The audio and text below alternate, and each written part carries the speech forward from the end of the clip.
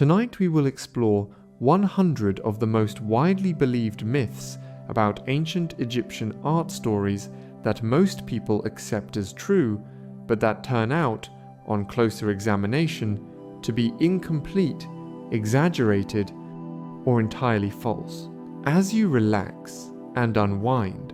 you will hear the common version of each story, and then the more interesting and more accurate truth that lies behind it, moving gently through 5,000 years of Egyptian artistic achievement and the remarkable gap between what most people think they know and what the evidence actually shows. There is no need to stay awake for every detail. Simply listen, rest, and let the quiet correction of 100 familiar stories gently guide you towards sleep. Most people believe that ancient Egyptian art remained entirely unchanged for 3,000 years, producing works of such consistent formal character that it is impossible to tell an early work from a late one without specialist knowledge, and that this unchanging quality reflects a civilization without development, without innovation,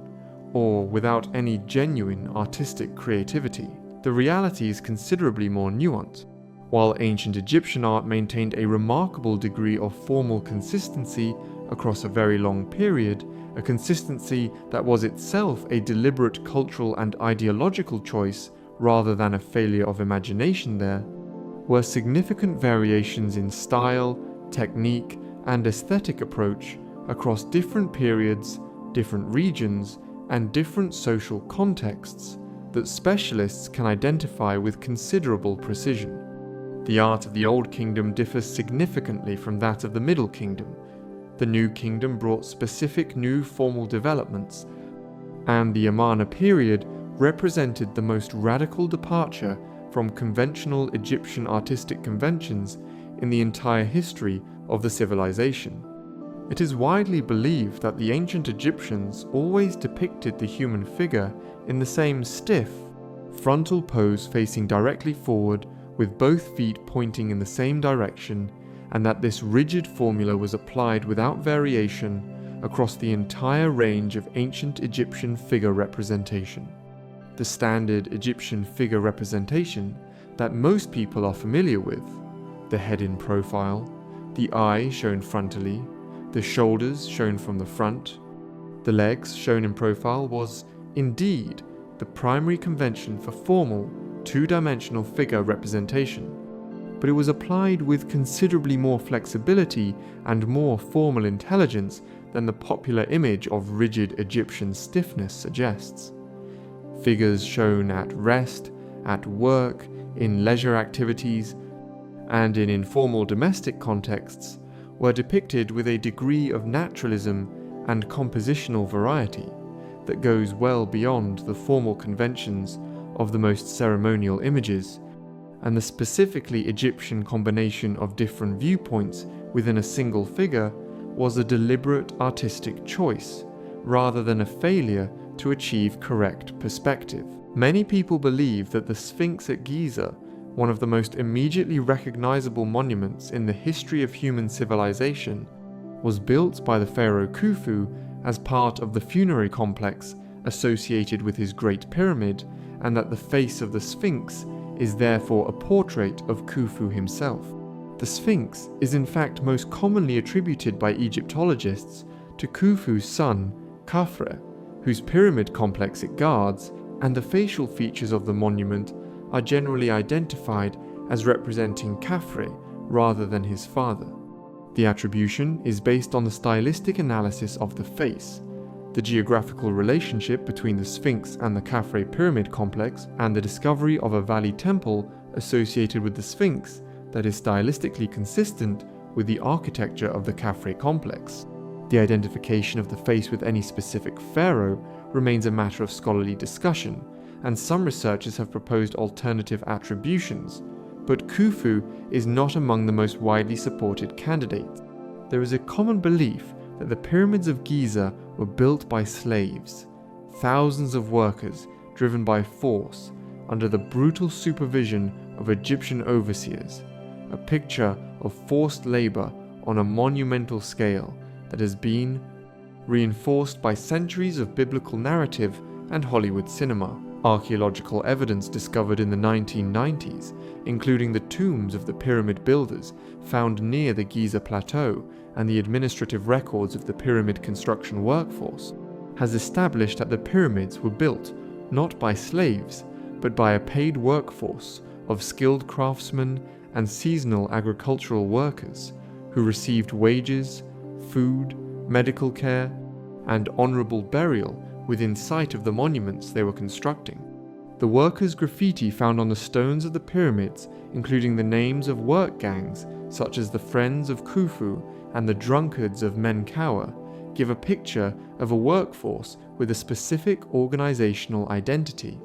and a specific professional pride very different from the slave labor model. Most people believe that the ancient Egyptians painted their hieroglyphic inscriptions and their wall paintings directly onto bare stone surfaces, and that the smooth, flat surfaces of Egyptian temple and tomb walls were the natural rock surface of the monument rather than a prepared artificial substrate. Ancient Egyptian painters worked on carefully prepared plastered surfaces rather than directly on bare stone, applying one or more layers of mud plaster mixed with chopped straw to the stone walls of temples and tombs before smoothing them to a fine finish and applying a thin, final layer of fine white gypsum plaster that provided the smooth, absorbent surface on which the painted decoration was applied. The preparation of these plaster surfaces was itself a skilled craft requiring considerable time and labor, and the quality of the final plaster surface, its smoothness, its absorbency, and its adhesion to the stone beneath was fundamental to the quality and the longevity of the painted decoration applied to it. It is commonly believed that the ancient Egyptians used only a very limited range of colors in their art, primarily red, blue, yellow, black, and white, and that the specific color conventions of Egyptian painting were determined by the limited range of pigments available to ancient painters rather than by deliberate artistic choice. Ancient Egyptian painters had access to a considerably wider range of pigments than the simplified image of their color palette suggests, including Egyptian blue, the world's first synthetic pigment, produced by heating a mixture of quartz, sand, malachite, and calcium carbonate to very high temperatures, green, made from malachite, or from mixtures of Egyptian blue and yellow, red and yellow ochres, carbon black, and gypsum white. The specific colors used in Egyptian painting were determined not primarily by availability, but by a complex system of symbolic associations in which specific colors carried specific meanings: red associated with danger, power and the desert, green with fertility, vegetation, and rebirth, blue with the sky, water, and the divine that gave color choice in Egyptian art a semantic dimension going far beyond the purely decorative. Many people believe that the colossal statues of ancient Egypt, the seated figures at Abu Simbel, the standing figures of pharaohs at Karnak, the colossal heads scattered across Egyptian sites were purely decorative monuments, whose scale was determined by the desire to impress visitors and demonstrate royal power through sheer size. The scale of ancient Egyptian colossal sculpture was not simply a matter of aesthetic or political display,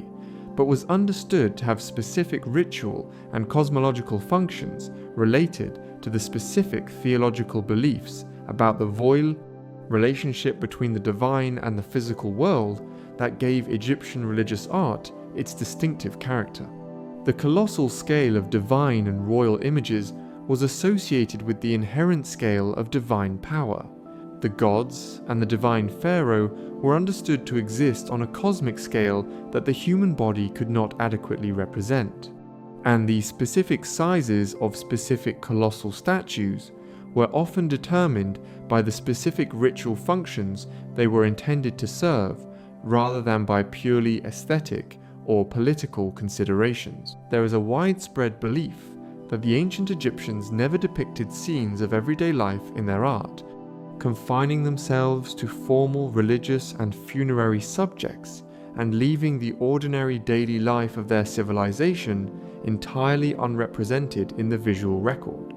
Ancient Egyptian art, particularly the wall paintings and reliefs of private tombs from the Old and Middle Kingdom periods, contains some of the most vivid and most informative representations of everyday life in any ancient artistic tradition, depicting scenes of agricultural work, fishing, hunting, food preparation, craft production, music, dance,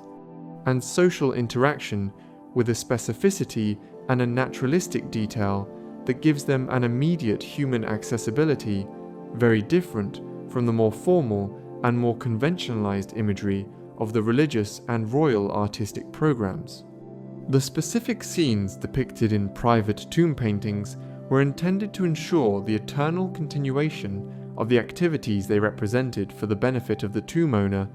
but this ritual function did not prevent their execution with a quality of observed naturalistic detail that makes them among the most informative visual documents of ancient Egyptian daily life. Most people believe that the ancient Egyptians were deeply preoccupied with death, and that their art was primarily a death-obsessed tradition whose primary subjects were the afterlife, the underworld, and the rituals of funerary practice, rather than the living world in which they actually existed. The ancient Egyptian preoccupation with death, that the popular image of the civilization emphasizes, is in many respects a preoccupation with life, specifically with the desire to perpetuate the pleasures and the relationships of earthly existence into an afterlife that was understood not as a spiritual transcendence of the material world, but as the continuation of the best aspects of that world in a perfected eternal form. The scenes of feasting, music, hunting, and family life that fill the walls of Egyptian tombs were painted not to celebrate death, but to ensure the eternal continuation of life in all its most valued forms. And the specific ritual function of tomb art was to make permanently available to the deceased the activities and relationships that gave earthly life its value. It is commonly believed that the Great Pyramid of Khufu at Giza was built to serve as the tomb of the pharaoh, and that the body of Khufu was interred within it in the granite sarcophagus found in the king's chamber when the pyramid was first entered by modern investigators. The granite sarcophagus found in the king's chamber of the Great Pyramid was empty when it was first entered in antiquity, and no human remains have ever been found within the pyramid. Whether the sarcophagus ever contained the body of Khufu, and if so, what happened to the remains, are questions that remain genuinely unresolved. Several scholars have proposed that the pyramids may have served functions other than, or in addition to, straightforward burial, and the absence of any royal mummy or any clear evidence of funerary equipment from the interior of the Great Pyramid has been one of the persistent puzzles of Egyptian archaeology. The specific funerary function of the pyramid is generally accepted by mainstream Egyptology, but the details of how and whether it was actually used for burial remain uncertain. Many people believe that the ancient Egyptian practice of mummification was applied uniformly across the entire social spectrum of ancient Egyptian society, and that all ancient Egyptians, regardless of their social and economic position, received the same elaborate treatment of their bodies after death. Mummification was in fact a highly stratified practice whose specific form and elaborateness varied dramatically across the social hierarchy, with the most expensive and most elaborate techniques involving the removal of internal organs, the application of natron salts over an extended period, the use of precious resins and oils, and the provision of fine linen wrappings reserved for the royal family and the highest social elite, while less expensive and less effective methods were used for the middle classes and the simplest possible treatment for the poor. The specific range of mummification practices documented in the archaeological record gives a picture of an institution whose fundamental goal, the preservation of the physical body for the afterlife, was shared across the social hierarchy, but whose specific implementation was thoroughly shaped by the economic means available to the deceased's family. There is a popular belief that the Rosetta Stone, which was discovered by French soldiers during Napoleon's Egyptian campaign in 1799, and which provided the key to the decipherment of ancient Egyptian hieroglyphics, contained a unique text that existed nowhere else in the ancient world, and that would not have been decipherable without the specific combination of scripts preserved on this single stone. The Rosetta Stone is not unique. It is one of a series of similar priestly decrees that were issued during the reign of Ptolemy V and inscribed on stone stelae in multiple copies that were distributed to major temples across Egypt. Several other fragments of related texts have been discovered, and the Rosetta Stone's importance was not that it contained a unique text, but that it happened to be the first substantially complete example of a bilingual inscription in both Egyptian scripts and ancient Greek to come to the attention of European scholars, giving them the parallel text in a known language that they needed to begin the process of decipherment. The decipherment itself was the work of several scholars, primarily Thomas Young and Jean-François Champollion, and required decades of painstaking comparative analysis before the hieroglyphic script was fully understood. Most people believe that ancient Egyptian hieroglyphics were a purely pictographic writing system, in which each sign represented the object it depicted, a picture of a bird meaning bird, a picture of the sun meaning sun, and that the system was so simple in its basic logic that it should have been easily decipherable to anyone who looked carefully at the signs. Hieroglyphics is in fact a highly complex writing system that combines three fundamentally different types of signs: logograms that represent entire words or concepts, phonograms that represent sounds rather than meanings, and determinatives that indicate the general category to which a word belongs without being pronounced in a system whose decipherment was genuinely difficult precisely because of this complexity. The long failure of European scholars to decipher the script resulted largely from the mistaken assumption that it was primarily a symbolic or allegorical system rather than a phonetic one. And the breakthrough that Champollion achieved in 1822 was based on the recognition that the signs represented sounds as well as ideas, a recognition that transformed the entire approach to decipherment. It is widely believed that the ancient Egyptians had no concept of artistic individual identity, and that all Egyptian art was produced anonymously by craftsmen who submerged their personal identities entirely in the service of the state and the gods, without any expectation of personal recognition for their specific contributions. While the anonymous production of art by workshops of craftsmen was certainly the dominant mode of Egyptian artistic production, particularly in the formal, religious, and royal contexts where individual identity was subordinated to the collective purposes of the artistic program,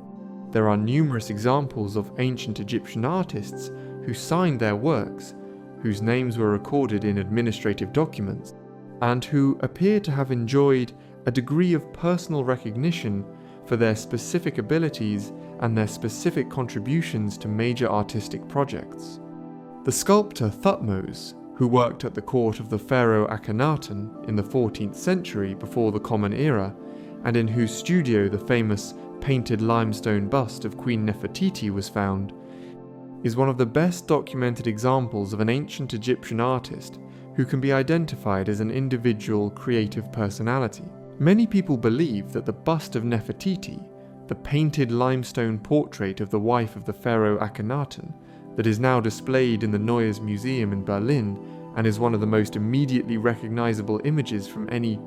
ancient culture, was found in a royal tomb or a temple, and represents the official state portrait of an Egyptian queen produced for public, religious, or political display. The bust was found in the workshop of the sculptor Thutmose at Amarna in 1912 during excavations conducted by the German archaeologist Ludwig Borchardt,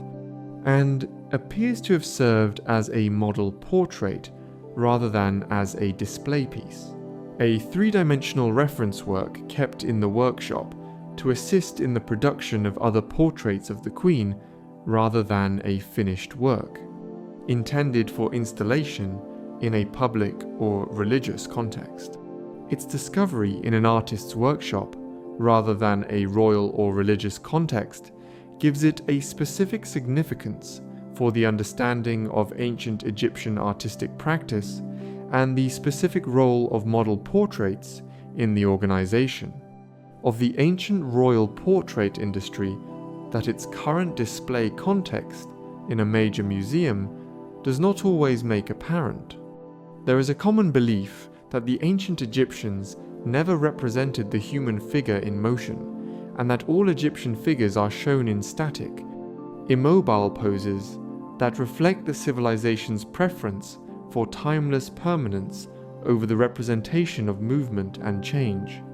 While the most formal categories of ancient Egyptian figure representation do tend toward a quality of static permanence appropriate to the timeless divine and royal subjects they depict, a very large proportion of ancient Egyptian art, particularly the scenes of daily life, work, and leisure depicted in private tomb paintings, shows figures in a wide variety of active poses that capture specific moments of physical activity with considerable naturalistic observation. Scenes of agricultural workers harvesting grain, fishermen casting nets, craftsmen working at their various trades, and dancers and musicians performing at feasts, all show figures in poses of dynamic physical engagement that demonstrate the ancient Egyptian painter's ability to observe and represent human movement when the subject matter required. Most people believe that the ancient Egyptians used the same artistic conventions across all art forms, that the conventions of two-dimensional wall painting and relief sculpture were applied identically in three-dimensional sculpture in the round, and that the specific distortions of the two-dimensional human figure were also present in the three-dimensional sculptural tradition. The specific conventions of Egyptian two-dimensional representation, the combination of profile and frontal views within a single figure, were specific to the two-dimensional pictorial tradition and were not applied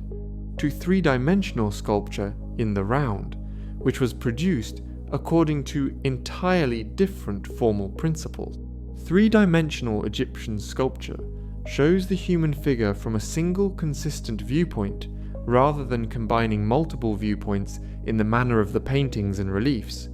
and the specific formal conventions of Egyptian sculpture in the round, the frontal stance, the rigid posture. The simplified surface treatment reflect a different set of formal priorities from those that govern two-dimensional representation, rather than simply translating the two-dimensional conventions into three dimensions. It is commonly believed that all ancient Egyptian art was made of stone carved from the limestone, sandstone, and granite that provided the primary building material of the ancient Nile Valley, and that the Egyptian artistic tradition was fundamentally a tradition of stone carving rather than of painting, metalwork, or work in other materials. Ancient Egyptian artists worked in an extraordinary range of materials, including wood, ivory, faience, a glazed ceramic material produced by firing a mixture of quartz, copper, and other minerals, gold, silver, copper, bronze, glass, linen, leather, and various organic materials, and the specific choice of material for a specific object was determined by a complex combination of practical, aesthetic, symbolic, and economic factors that gives the full range of Egyptian material culture a variety and a richness that the exclusive focus on monumental stone sculpture tends to obscure. The finest examples of Egyptian work in gold, the treasures of Tutankhamun, the jewelry of the Middle Kingdom princesses found at Dahshur, demonstrate a level of technical accomplishment in metalworking that is entirely comparable to the achievements of the stoneworking tradition. Many people believe that the funerary mask of Tutankhamun, the Golden Death Mask, that is one of the most celebrated objects in the history of ancient art, was made specifically for Tutankhamun and represents the culmination, a lifetime of royal patronage and artistic planning. The funerary mask of Tutankhamun was in fact produced very rapidly, possibly within weeks of his unexpected death at approximately 18 years of age, and several of the objects found in his tomb show evidence of hasty repurposing from other contexts, with the names of previous owners erased and Tutankhamun's name substituted. The specific quality of the mask, its extraordinary technical accomplishment, its use of gold, lapis lazuli, carnelian, turquoise, and other precious materials reflects not the culmination of extended royal patronage, but the ability of the ancient Egyptian royal workshops to produce work of the highest quality under considerable time pressure when the death of a young pharaoh required the rapid assembly of funerary equipment that had not been prepared in advance. There is a widespread belief that the Pharaoh Akhenaten's artistic revolution, the dramatic departure from conventional Egyptian artistic conventions that characterized the art of his reign in the 14th century before the Pau, the common era was entirely reversed after his death, and that no trace of the Amarna style survived into the subsequent period of Egyptian art. While it is true that the most extreme formal conventions of the Amarna style the elongated skulls, the pronounced bellies, the exaggerated facial features of the earliest Amarna art were abandoned after Akhenaten's death, and that there was a systematic effort to erase his memory and restore the conventional Egyptian artistic tradition, the influence of the Amarna revolution on subsequent Egyptian art was not entirely eliminated. The art of the immediate post-Amarna period, particularly the finest works from the reign of Tutankhamun, shows clear evidence of the Amarna artistic legacy in its greater naturalism, its more flexible treatment of the human figure, and its increased attention to the specific qualities of individual faces and forms that distinguishes it from the more rigidly conventionalized art of the period before Akhenaten. Most people believe that the ancient Egyptian practice of removing the heart during mummification and storing it in a canopic jar alongside the other internal organs reflected a belief that the heart was simply one organ among others that needed to be preserved for the afterlife. The ancient Egyptians believed that the heart was the seat of intelligence, memory, and moral identity, the organ through which a person's character was formed and through which their actions in life were determined, and they consequently treated it very differently from the other internal organs.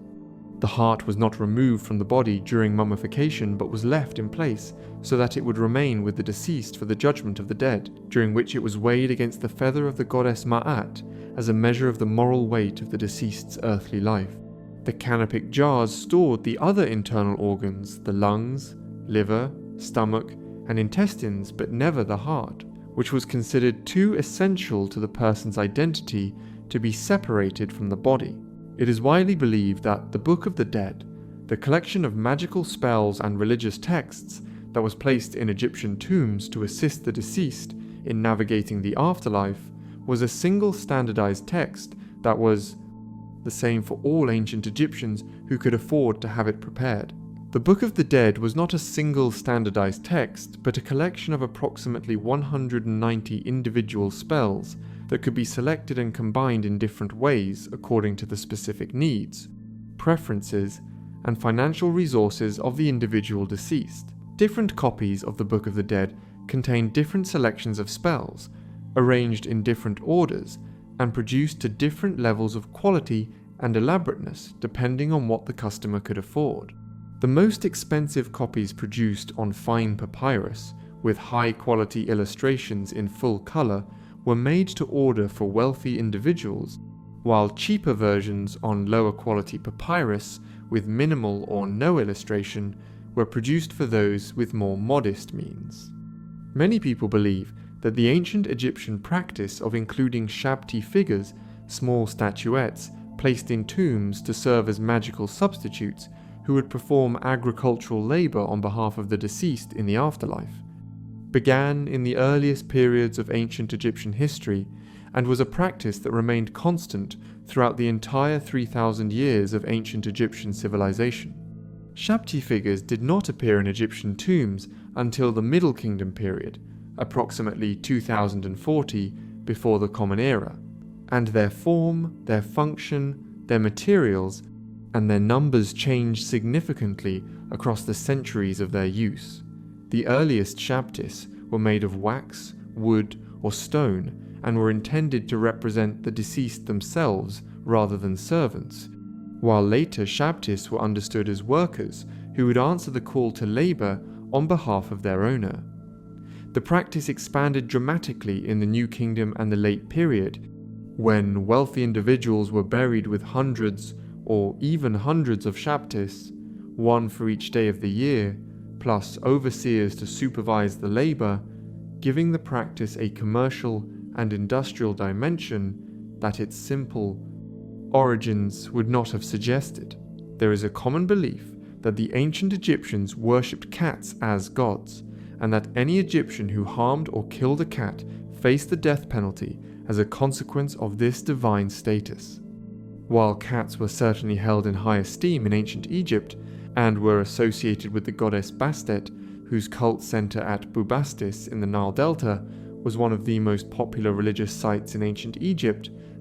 the idea that cats were literally worshipped as gods and that their killing was a capital offense significantly overstates the specific nature of the ancient Egyptian relationship with the animal.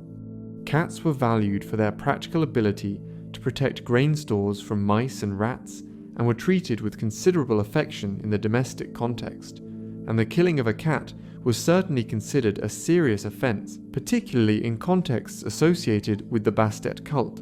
But the idea that cats were universally treated as divine beings, to whom the full honors of divine worship were offered in every household across the entire history of ancient Egypt, is a significant exaggeration of the specific and varied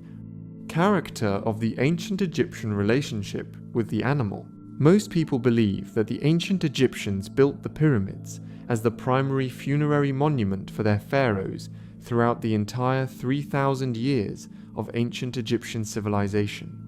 and that pyramid building was a continuous tradition that persisted from the earliest dynasties to the end of the civilization. Pyramid building was in fact confined primarily to a specific period of approximately 1,000 years, roughly spanning the Old Kingdom and the Middle Kingdom from approximately 2,600 to approximately 1,600 before the Common Era, after which the royal funerary tradition shifted to the cutting of rock-cut tombs in the Valley of the Kings and other locations in the Theban necropolis. The abandonment of pyramid building as the standard form of royal funerary monument reflected both the practical security problems that the large visible monuments created. They were prime targets for tomb robbers whose activities had emptied even the most massive pyramids within centuries of their completion, and the broader religious and political changes of the New Kingdom that gave the funerary tradition a different character from the solar theology of the past. Pyramid Age. It is widely believed that the ancient Egyptians painted their wall paintings directly onto the stone surfaces of tombs and temples using the same techniques as modern painters, applying color to a surface and allowing it to dry in a single application without any significant preparatory process or any significant technical complexity in the application of the pigments themselves. Ancient Egyptian painters used a sophisticated technical process that began with the preparation of the plaster surface and continued through the application of a red or black grid for the accurate scaling and positioning of figures, the preliminary sketching of the composition in red outline, the correction of the sketch in black, the laying in of the base colors, and the addition of detail and finishing touches in a sequence of carefully organized stages that required specialized skills at each step.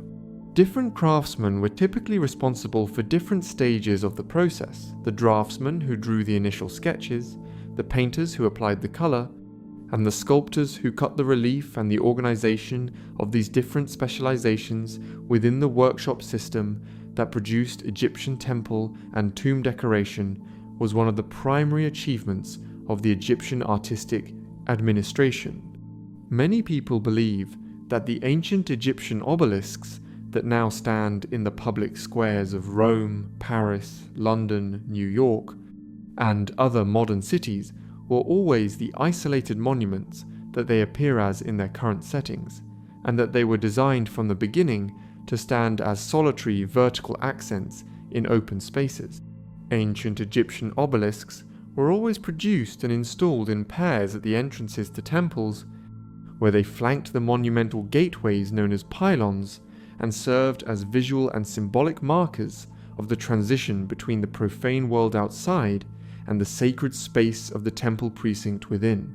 The isolation of individual obelisks in modern urban settings, separated from their original partners and from the architectural context that gave them their specific meaning, fundamentally changes the experience of objects that were designed to be understood in relationship to a specific partner and a specific architectural setting,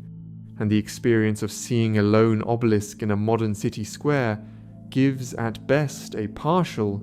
and at worst, a positively misleading impression of the aesthetic and symbolic experience of the original monument. There is a popular belief that the ancient Egyptian technique of producing faience, the brilliant blue-green glazed ceramic material used for beads, amulets, small sculptures, and a wide range of other objects, was a relatively simple craft process that could be carried out by any reasonably skilled potter using readily available materials. The production of faience was in fact one of the most technically demanding crafts in the ancient Egyptian repertoire, requiring precise control of the composition of the raw materials, the specific temperature and atmosphere of the firing, and the timing of the various stages of the production process to achieve the specific color, texture, and surface quality of the finished object. The vivid blue-green color of the finest faience was produced by the presence of copper compounds in the glaze, and the specific shade of color, which could range from the deepest turquoise to the palest blue-green, depending on the specific composition of the glaze, and the conditions of firing was determined by factors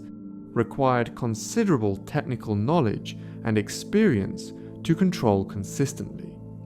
The best ancient Egyptian faience was a prestigious luxury material rather than a common craft product. Most people believe that the ancient Egyptians never depicted landscapes in their art, and that the natural world, rivers, plants, animals, the sky appears in Egyptian art only as a backdrop or as a symbolic reference, rather than as a subject of sustained visual attention in its own right. The natural world is in fact one of the richest and most carefully observed subjects in ancient Egyptian art, particularly in the tomb paintings and reliefs of the Old and New Kingdom periods, where the specific plants, birds, fish, and animals of the Nile Valley environment are depicted with a quality of naturalistic observation that demonstrates close and sustained attention to the specific visual qualities of specific species. The hunting scenes in the marshes that appear in the tomb paintings of several Old Kingdom nobles show specific species of birds, ducks, geese, herons rendered with sufficient accuracy for their identification by modern ornithologists, and the depiction of the papyrus thickets, the Nile waters, and the animals that inhabit these environments gives the marsh hunting scenes a quality of landscape representation that goes considerably beyond the purely symbolic. It is commonly believed that the ancient Egyptians made no distinction between art and craft, that all objects produced in ancient Egypt were understood simply as functional items, regardless of their visual qualities, and that, The concept of art as a category of object valued primarily for its aesthetic properties rather than its practical function was entirely absent from ancient Egyptian culture. While the ancient Egyptians did not organize their thinking about visual production around the concept of art in the specifically modern sense, there is ample evidence in the ancient sources for a sophisticated awareness of the specific qualities of visual excellence that distinguish the finest from the most ordinary productions of the Egyptian workshop tradition. The specific terms used in ancient Egyptian texts to describe the beauty of finished objects, the specific recognition of outstanding individual craftsmen through professional titles and administrative distinctions, and the enormous investment of resources in the production of objects of the highest possible quality in specific contexts, all give evidence of a culture that valued visual excellence for its own sake, even if the conceptual framework within which that valuation was organized differed from the modern concept of art. Many people believe that the ancient Egyptian system of writing hieroglyphics was used exclusively for formal and sacred purposes, for inscriptions on temple walls, for funerary texts, and for royal monuments, and that the practical everyday writing of ancient Egypt was conducted using the same hieroglyphic signs as the formal inscriptions. Ancient Egyptian writing was, in practice, conducted primarily in two cursive scripts, hieratic and demotic, that were used for all practical writing purposes, including administrative documents, letters, literary texts, scientific treatises, and commercial records, while the full hieroglyphic script was reserved for the monumental formal contexts in which its visual complexity and aesthetic richness were appropriate. Hieratic, which was a cursive simplification of hieroglyphics developed for writing on papyrus with a brush, was the primary script of official and literary Egyptian writing from the Old Kingdom through the New Kingdom, while demotic, an even more simplified and abbreviated script, became the primary script of everyday writing in the later periods of ancient Egyptian history. There is a widespread belief that the ancient Egyptian practice of depicting pharaohs as larger than their subjects in official art reflected a simple failure of perceptual ability that the ancient Egyptians were unable to represent, the visual reality of relative scale, and simply made important figures larger because they did not understand that distant figures appear smaller than near ones. The use of relative scale in ancient Egyptian art to represent relative importance, the hieratic scale convention, by which the social status of a figure determines its size in the composition rather than its physical distance from the viewer, was a deliberate artistic choice that reflected a specific understanding of the relationship between visual representation and social reality rather than any failure of perceptual or technical ability.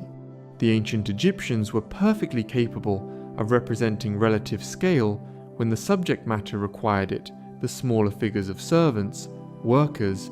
and animals in scenes of daily life are rendered in proportions consistent with their actual sizes relative to each other. But they chose to organize the formal hierarchy of official compositions according to a principle of conceptual rather than visual priority that gave the most important figures the largest scale, regardless of their physical position in the depicted scene. Most people believe that the Valley of the Kings near Luxor, where the pharaohs of the New Kingdom were buried in rock-cut tombs decorated with elaborate painted religious texts and images, was a secret location known only to a small number of trusted officials, and that the tombs remained entirely unknown to the general population of ancient Egypt throughout the period of their use. The Valley of the Kings was far from secret. It was a working royal cemetery administered by a substantial community of craftsmen, officials, guards, and priests whose entire working lives were organized around the construction, decoration, and maintenance of the royal tombs. The village of Deir el-Medina, located on the west bank of the Nile opposite Thebes, housed the specialized community of craftsmen who worked on the royal tombs across several generations, and the administrative records of this community, preserved in remarkable quantity on ostraca and papyri, give a detailed picture of the daily organization of tomb construction work that is entirely inconsistent with the idea of a secret location. The tombs were looted in antiquity, most of them within a century or two of their completion, demonstrating that their location was known sufficiently widely for tomb robbers to find and exploit them, despite whatever security measures were in place. It is commonly believed that the ancient Egyptians used only geometric and symbolic decorative motifs in their art, and that the arabesque floral and vegetal ornament that covers the surfaces of Egyptian temples and objects is simply a conventional decorative pattern without any specific botanical reference. Many of the plant-based decorative motifs of ancient Egyptian art, the lotus, the papyrus, the blue water lily, are rendered with a degree of botanical accuracy that allows the specific species to be identified, and the specific choice of these plants as decorative motifs in specific contexts reflects their particular symbolic and religious associations in the ancient Egyptian world, rather than purely aesthetic considerations. The lotus and the papyrus, the characteristic plants of Upper and Lower Egypt respectively, were used as heraldic symbols of the unified kingdom, their stems entwined as a symbol of national unity in the specific decorative program of the Egyptian royal throne. The specific botanical identity of the plants in Egyptian decorative art is thus inseparable from their symbolic function, in ways that purely geometric ornament cannot achieve. Many people believe that the ancient Egyptian practice of depicting women with lighter skin than men in the paintings and reliefs of tombs and temples reflected a racial distinction between the lighter-skinned women of the Egyptian elite and the darker-skinned men of the laboring classes who spent their days in the sun. The conventional distinction between the relatively lighter skin color used for women and the relatively darker skin color used for men in ancient Egyptian figure representation was a deliberate artistic convention reflecting the gender division of labor in ancient Egyptian society. Specifically, the greater amount of time that men spent working outdoors in the sun compared to women, who spent more time in enclosed domestic spaces, rather than a racial distinction between different groups within the ancient Egyptian population. The specific colors used for male and female skin, reddish-brown for men, pale yellow for women, were conventional signs of gender rather than realistic representations of actual skin color, and they were applied consistently across the entire social hierarchy, regardless of the specific individuals depicted. There is a popular belief that the ancient Egyptian god Anubis, the jackal-headed deity associated with embalming and the judgment of the dead, was worshipped throughout the entire history of ancient Egyptian civilization, in the same form and with the same specific attributes that the most familiar images of the deity show. The form and the specific attributes of Anubis changed significantly across the long history of ancient Egyptian religion, and the specific combination of characteristics most familiar from popular images, the black jackal head, the association with mummification, the specific role in weighing the hearts of the dead represents the fully developed form of the deity as it existed in the New Kingdom and the later periods, rather than the earliest and most fundamental conception of the god. The specific color of Anubis black, rather than the natural sandy brown of actual jackals, reflects the symbolic association of black with both death and the fertile black soil of the Nile floodplain, giving the deity's appearance a symbolic meaning that goes beyond the naturalistic representation of the animal with which he was associated.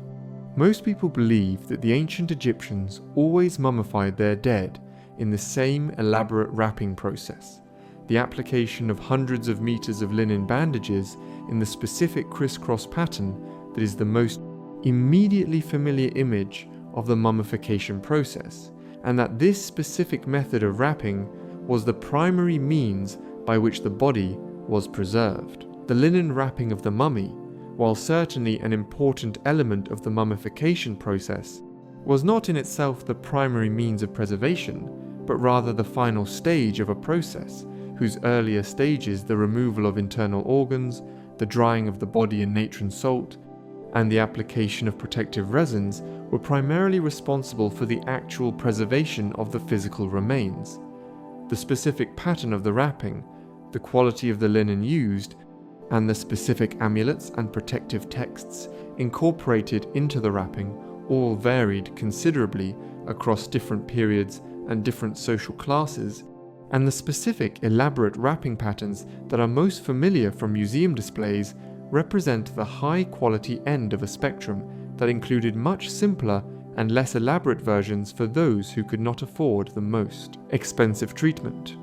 It is widely believed that the ancient Egyptian canon of proportions, as the specific system of grid measurements used to ensure the consistent proportioning of figures in paintings and reliefs, was a rigid and inflexible formula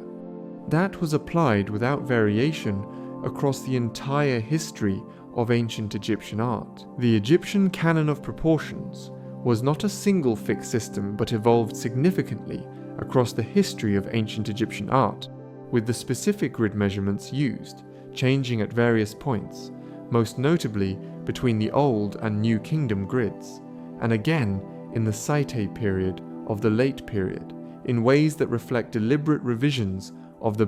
proportional system rather than simply its inconsistent application. The canon also allowed for considerable flexibility in its specific application to different types of figures, children, foreigners, and figures shown in unusual postures were depicted according to modified versions of the standard canon, and the mechanical uniformity that the popular image of the Egyptian grid system suggests was considerably softened in practice by the specific adjustments that skilled draftsmen made to accommodate the requirements of specific subjects and specific compositional context. Many people believe that the ancient Egyptians worshipped all animals as sacred, and that every species of animal in ancient Egypt had a specific divine status that made its killing or harming a religious offense. Ancient Egyptian religion was considerably more selective in its identification of specific animals with specific divine powers than the idea of universal animal worship suggests. Only certain species of animals were identified with specific deities and accorded sacred status in the religious tradition: the ibis and the baboon with Thoth, the cat with Bastet, the crocodile with Sobek, the falcon with Horus.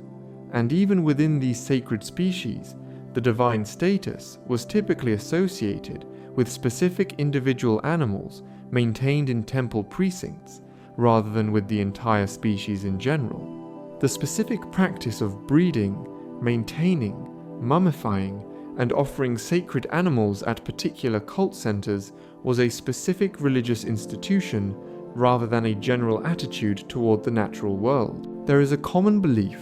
that the Rosetta Stone was immediately recognized upon its discovery as the key to deciphering ancient Egyptian hieroglyphics, and that scholars immediately understood its potential significance and set about using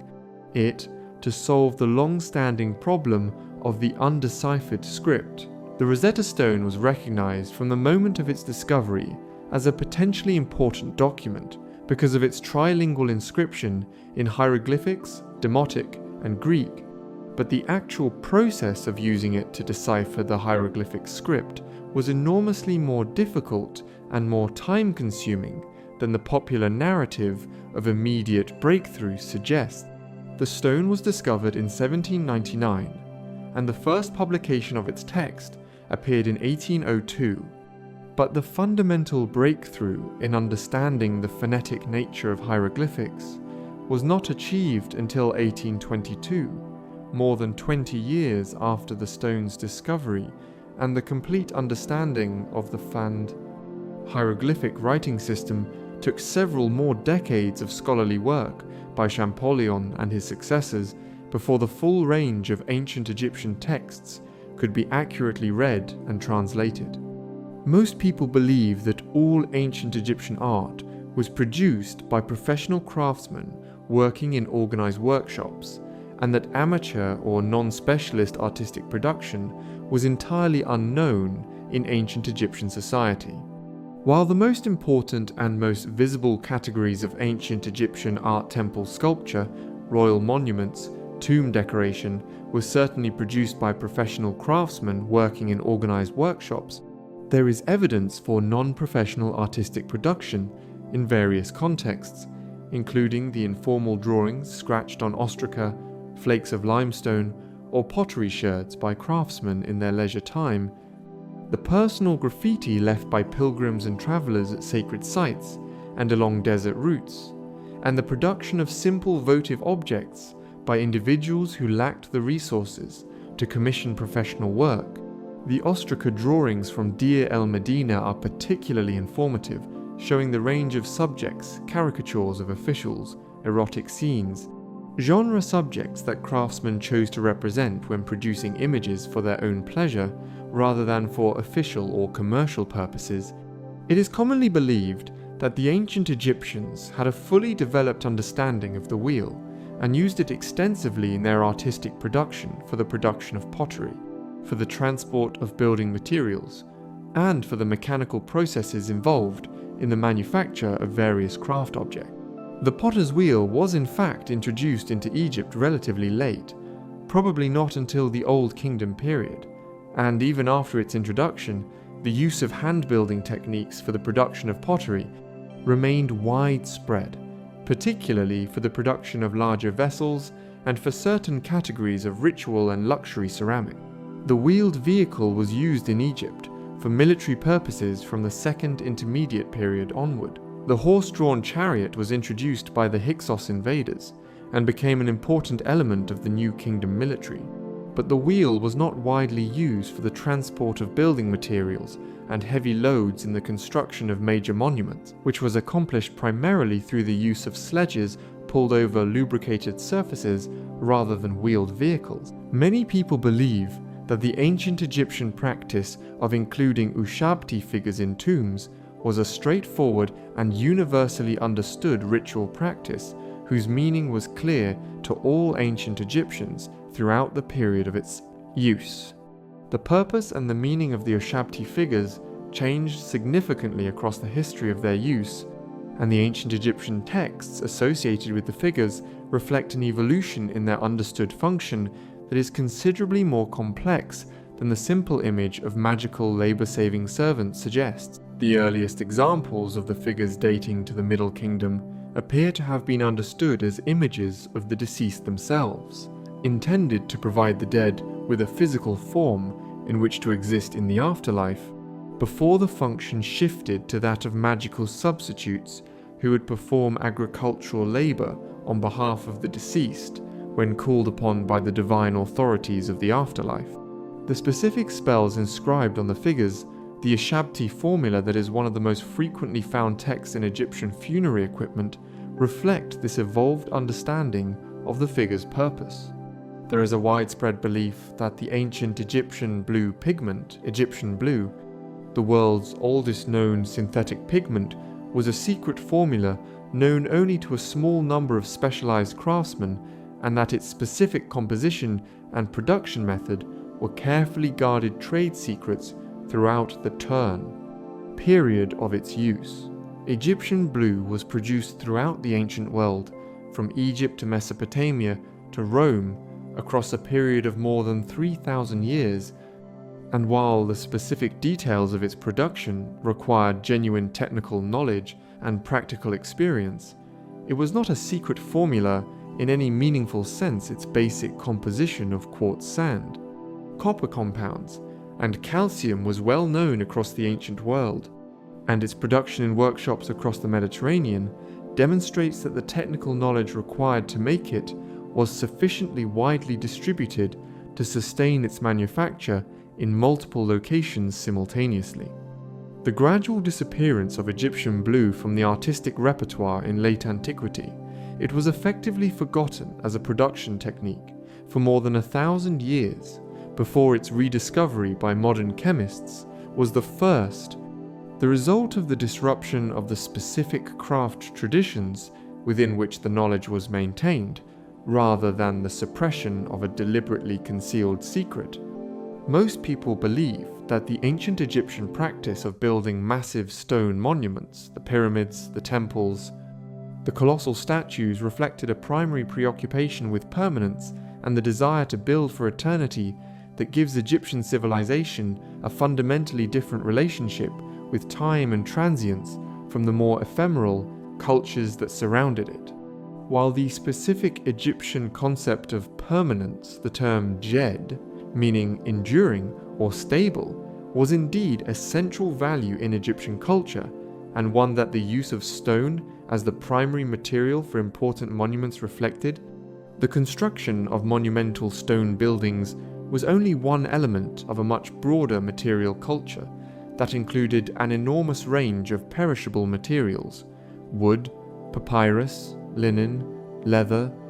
organic pigments, and the various food offerings that were an essential part of the funerary and temple cult, whose preservation in the Egyptian climate was a matter of chance rather than intention. The image of ancient Egypt as a civilization exclusively oriented toward permanence overlooks the enormous importance of ephemeral and perishable materials in the actual practice of ancient Egyptian religion, administration, and daily life. It is widely believed that the ancient Egyptians never traded art with other civilizations, and that Egyptian artistic production was entirely self-contained, that the objects produced in Egyptian workshops remained in Egypt, that the artistic traditions of Egypt developed in complete isolation from the artistic traditions of the surrounding world. Ancient Egypt maintained extensive trading and diplomatic relationships with the civilizations of the ancient Near East, the Aegean world, Nubia, and sub-Saharan Africa across the entire span of its history, and these relationships involve not only the exchange of raw materials and manufactured goods, but the movement of artistic objects, artistic techniques, and artistic ideas across the borders of the ancient Egyptian world in both directions. The specific influence of Aegean artistic conventions on the wall paintings of New Kingdom Egypt, most dramatically visible in the Minoan-style paintings found in the palace at Tel el-Dabba, and the specific influence of Egyptian artistic conventions on the art of the ancient Near East and the Aegean world, give a picture of artistic exchange and mutual influence that fundamentally contradicts the image of ancient Egyptian artistic isolation. Many people believe that the tomb of Tutankhamun, discovered by Howard Carter in 1922, was the only unrobbed royal tomb ever found in the Valley of the Kings, and that all other royal tombs in the valley had been completely emptied by ancient tomb robbers before their rediscovery in the modern period. The tomb of Tutankhamun was not entirely unrobbed. Evidence of at least 2 ancient robberies was identified during the excavation, and several objects in the tomb had clearly been disturbed and hastily replaced before the tomb was resealed. What made the discovery exceptional was not that the tomb had never been robbed, but that the robberies that had occurred had been discovered, and the tomb resealed before the robbers could remove its most valuable contents, leaving the majority of the funerary equipment intact. Several other tombs in the Valley of the Kings also retained partial contents despite ancient robbing, and the Deir el-Bahari cache, where the royal mummies had been gathered and hidden by priests of the 21st dynasty, represents an even larger survival of royal funerary material than Tutankhamun's tomb. There is a common belief that the ancient Egyptians always faced their mummies eastward in their tombs, so that the deceased could watch the rising sun and participate in the daily cycle of solar rebirth that was central to Egyptian religious belief. The orientation of ancient Egyptian burials changed significantly across different periods of Egyptian history and reflected different religious beliefs and different funerary practices rather than a single, consistent orientation to the east. In the earliest periods, The deceased was typically buried on their left side in a contracted position, facing west toward the land of the dead,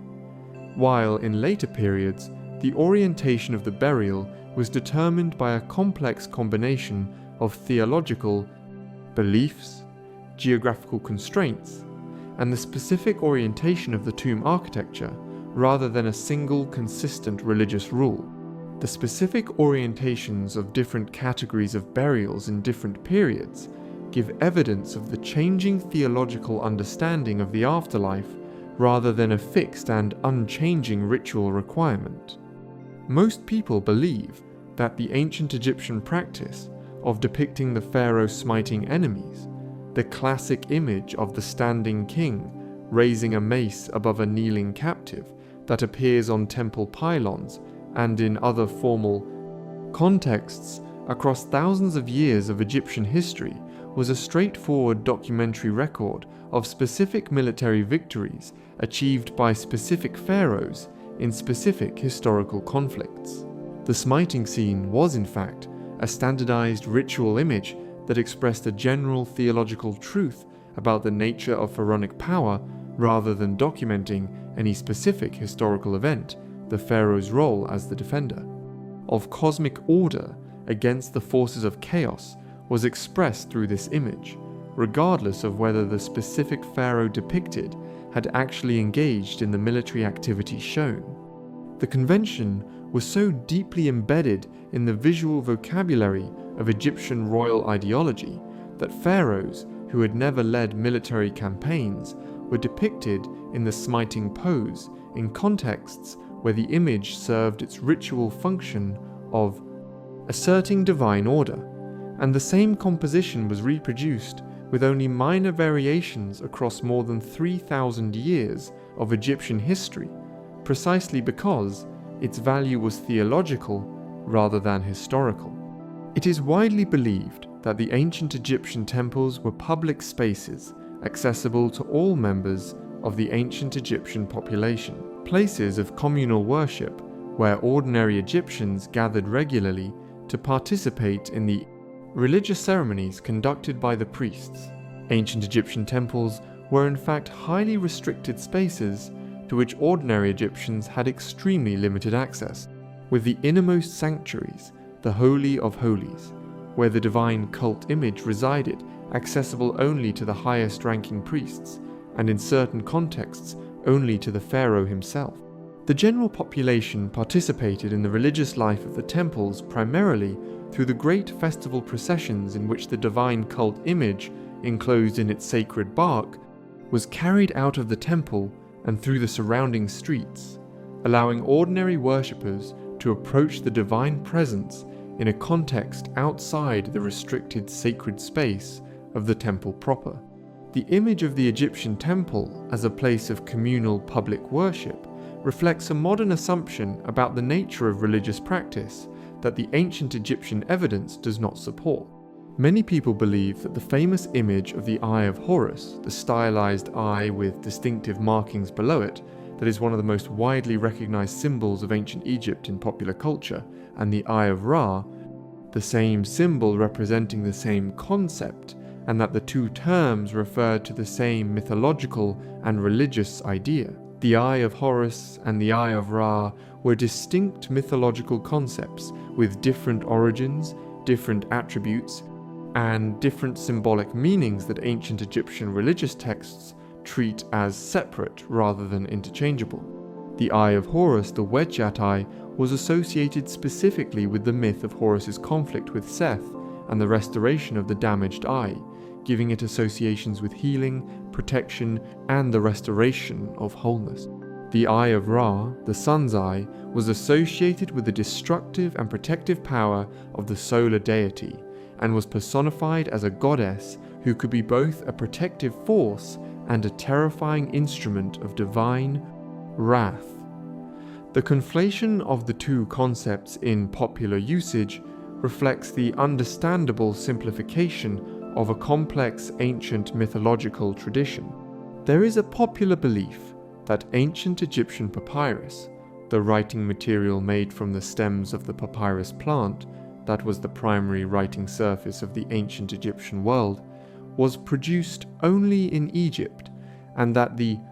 ancient Egyptian papyrus industry maintained an effective monopoly on the supply of this essential material to the ancient world. While Egypt was certainly the primary producer of papyrus in the ancient world, and the Nile Delta provided the ideal conditions for the cultivation of the papyrus plant in the quantities needed for large-scale production,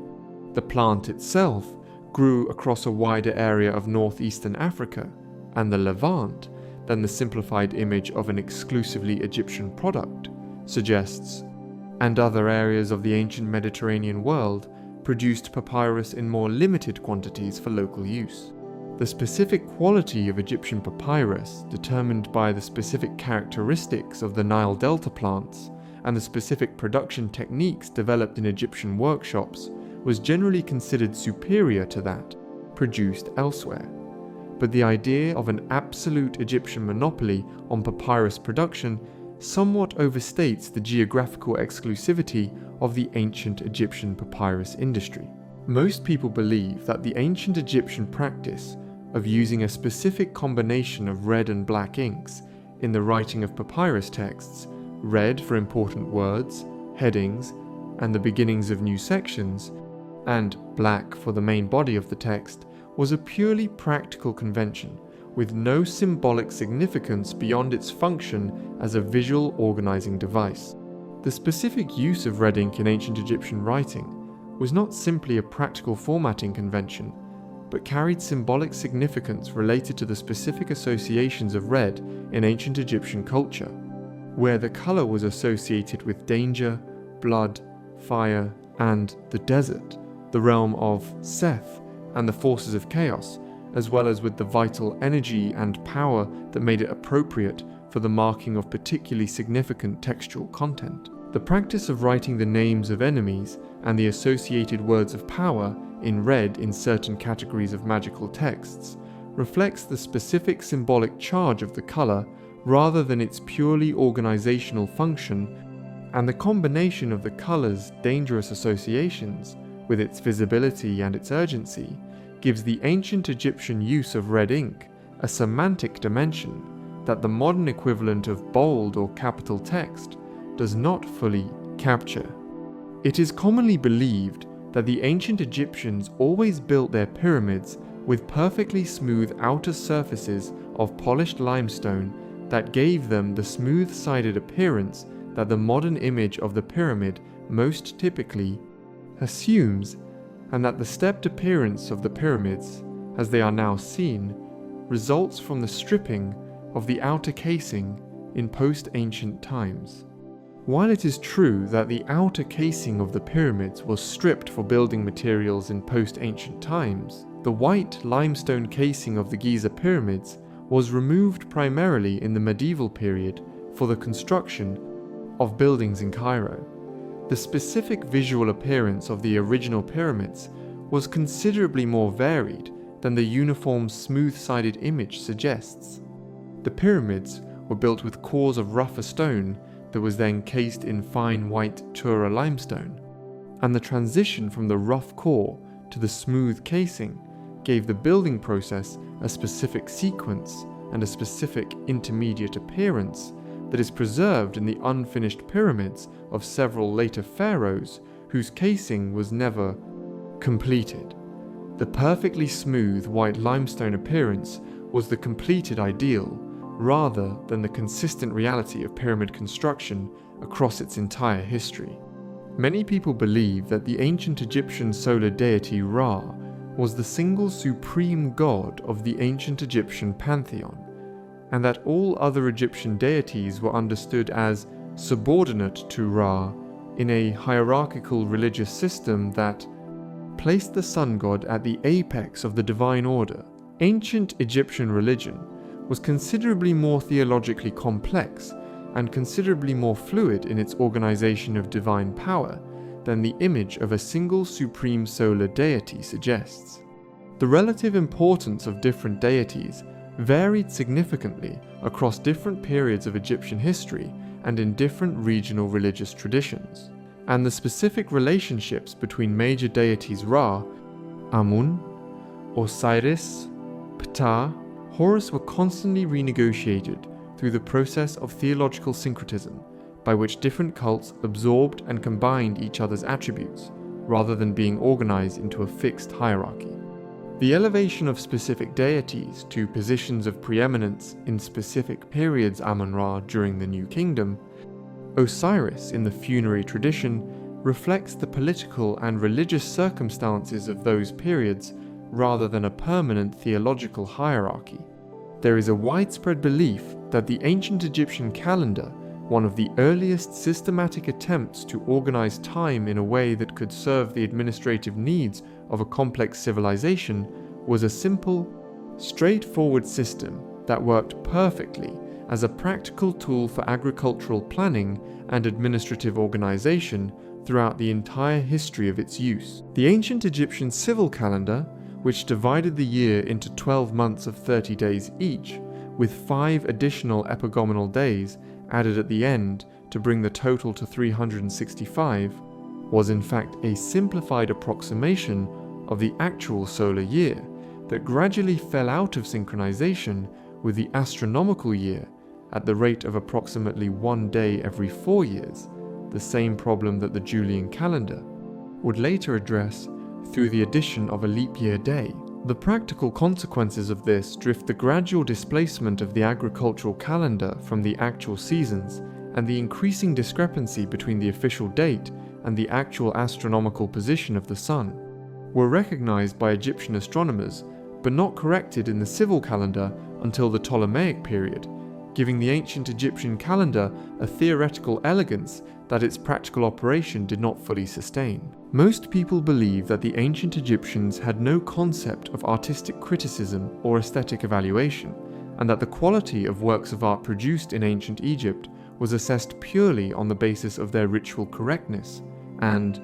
their adherence to traditional conventions rather than on any aesthetic grounds.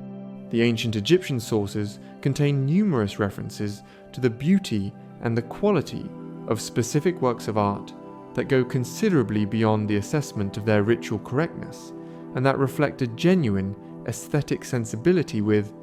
specific standards and specific criteria for evaluating visual excellence. The term nefer, meaning beautiful, good, or excellent, appears frequently in the descriptions of finished works of art in ancient texts, and the specific qualities that ancient Egyptian patrons and craftsmen considered important, the fineness of the workmanship,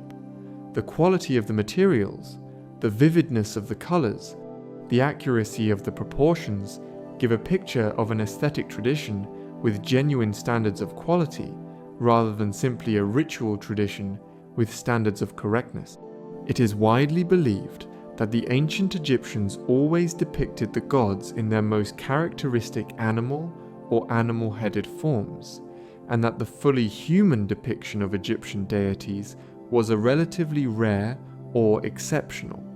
occurrence in the Egyptian artistic tradition. Many ancient Egyptian deities were depicted in fully human form without any animal characteristics in a wide range of artistic contexts across the entire history of ancient Egyptian art,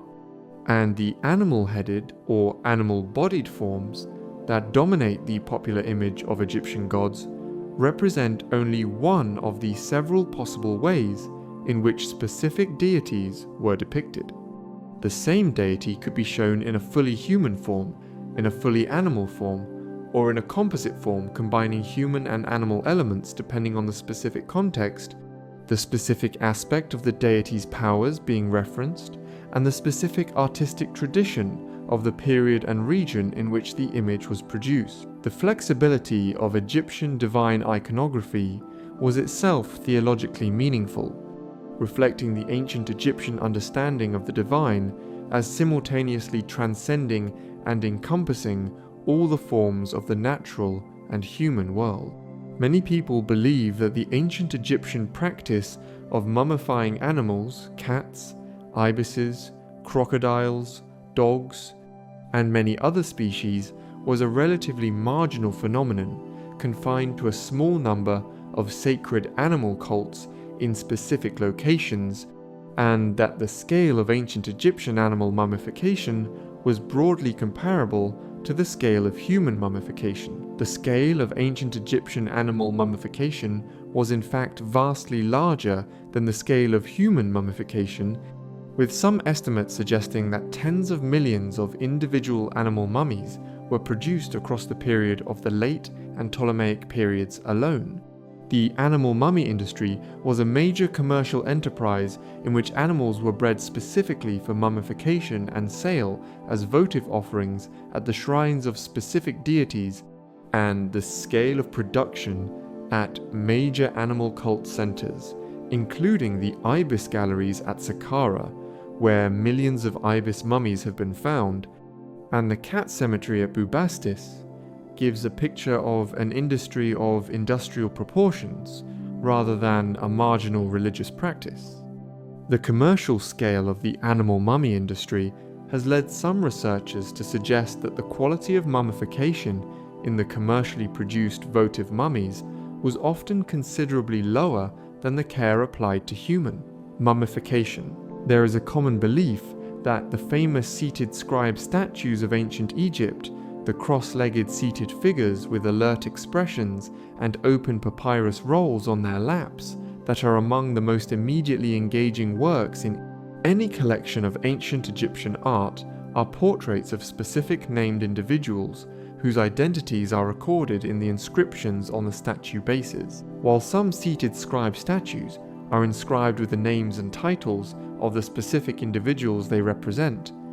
a significant number of the most celebrated examples, including the famous seated scribe in the Louvre, are uninscribed or bear later additions that may not reflect the original subject of the work, and the identification of the figure with a specific named individual in these cases is either uncertain or frankly impossible on the basis of the surviving evidence. The seated scribe type was a standard category of votive and commemorative sculpture that depicted an idealized social role, the educated official, as much as a specific individual personality, and the apparent portraits of specific individuals, in the finest examples, reflect the generic idealization of the type, as much as the individualization of a specific subject. Most people believe that the ancient Egyptian funerary texts, known as the pyramid texts, the earliest surviving religious texts in the world, inscribed on the walls of the pyramid of the pharaoh Unas at Saqqara, around 2300 before the Common Era, were composed specifically for the pyramid in which they appear and represent the original creation of the Ptah. Religious ideas they contain. The pyramid texts are generally understood by Egyptologists to be considerably older than the pyramid in which they first appear in writing, preserving religious ideas, mythological narratives, and ritual formulas that were transmitted in oral tradition for an unknown period before being committed to the written form in which they survive. The specific content of the texts, their archaic vocabulary, their allusions to religious practices and mythological narratives that appear to predate the Old Kingdom,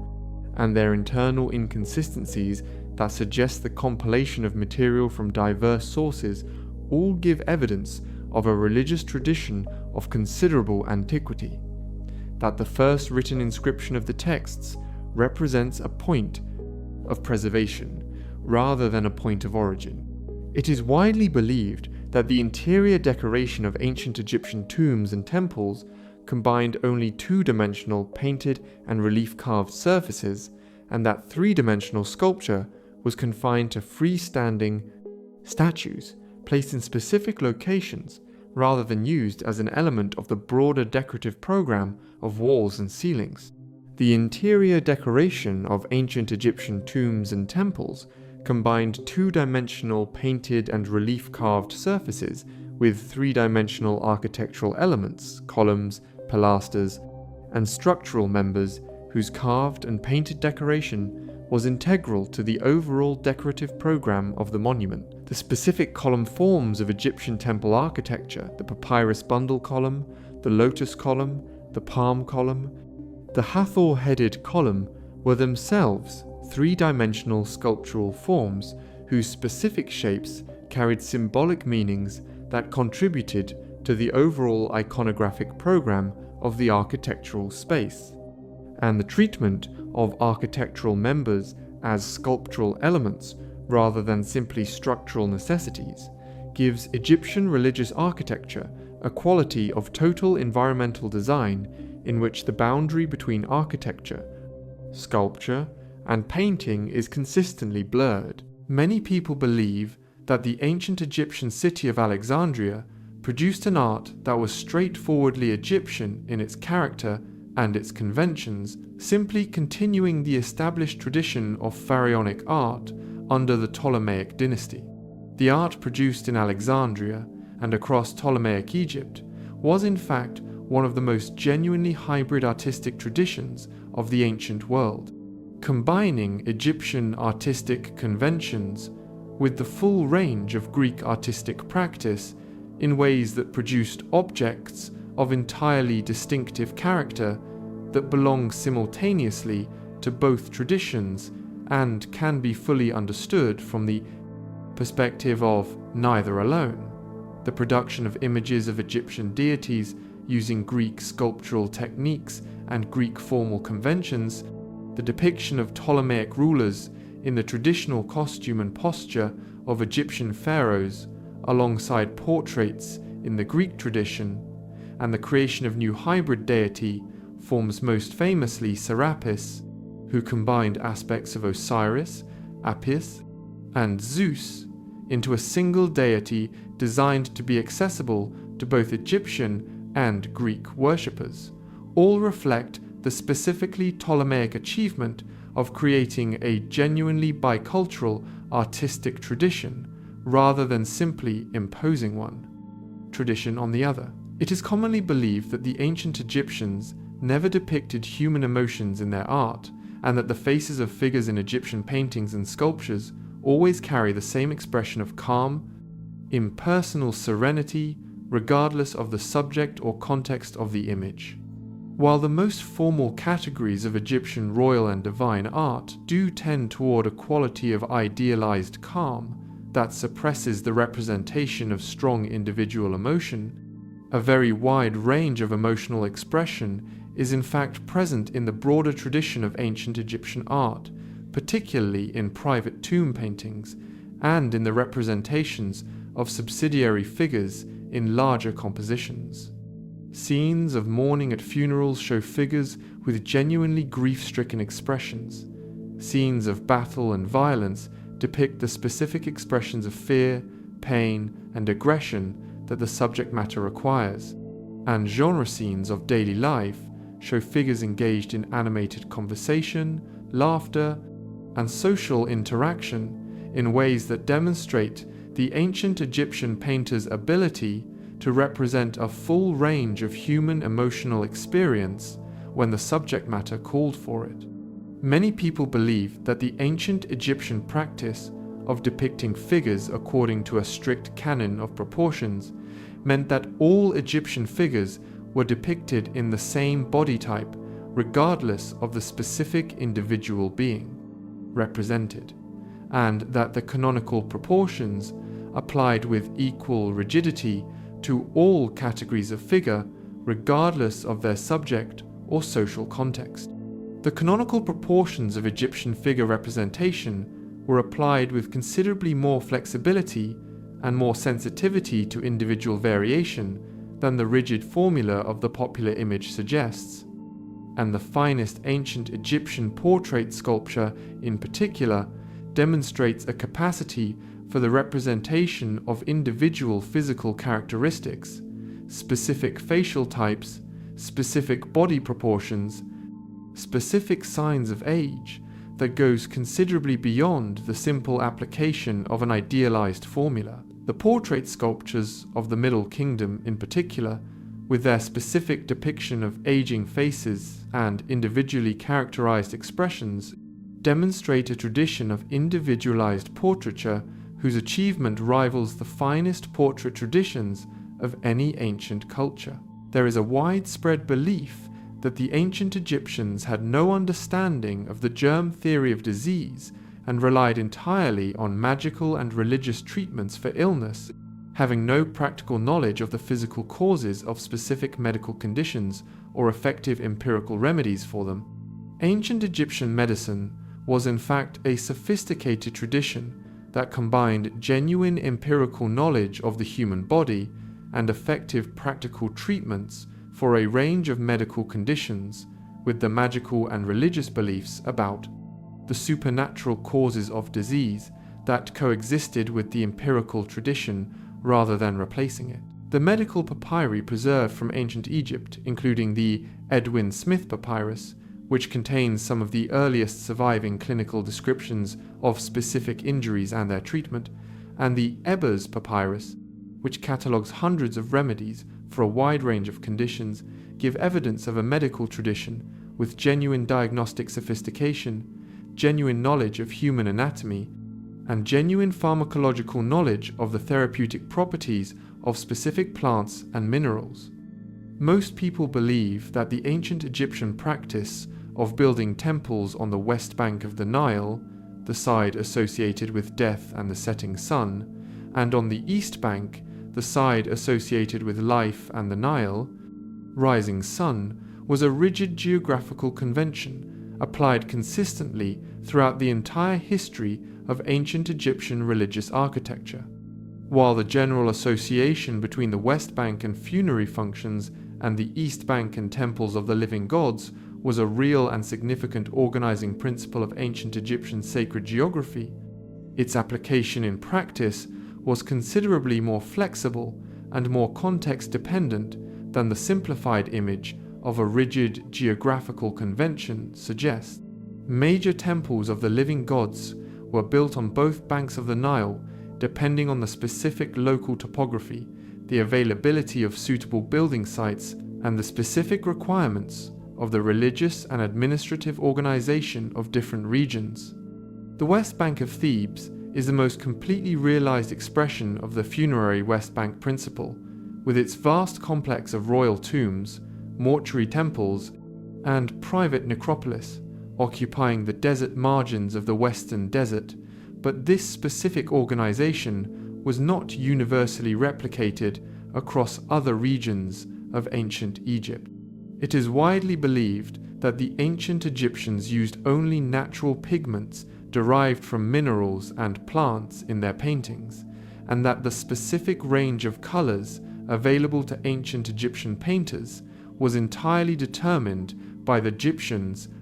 natural materials available in the Egyptian environment. The ancient Egyptians were among the earliest human cultures to produce synthetic pigments, materials whose specific chemical composition was deliberately created through the controlled heating of specific mineral combinations rather than simply ground from natural mineral sources, and Egyptian blue, produced through the firing of a mixture of quartz, copper minerals, and calcium carbonate, represents one of the most significant achievements of ancient Egyptian materials technology. The specific knowledge required to produce Egyptian blue, consistently controlling the temperature and atmosphere of the kiln, selecting the correct proportions of raw materials,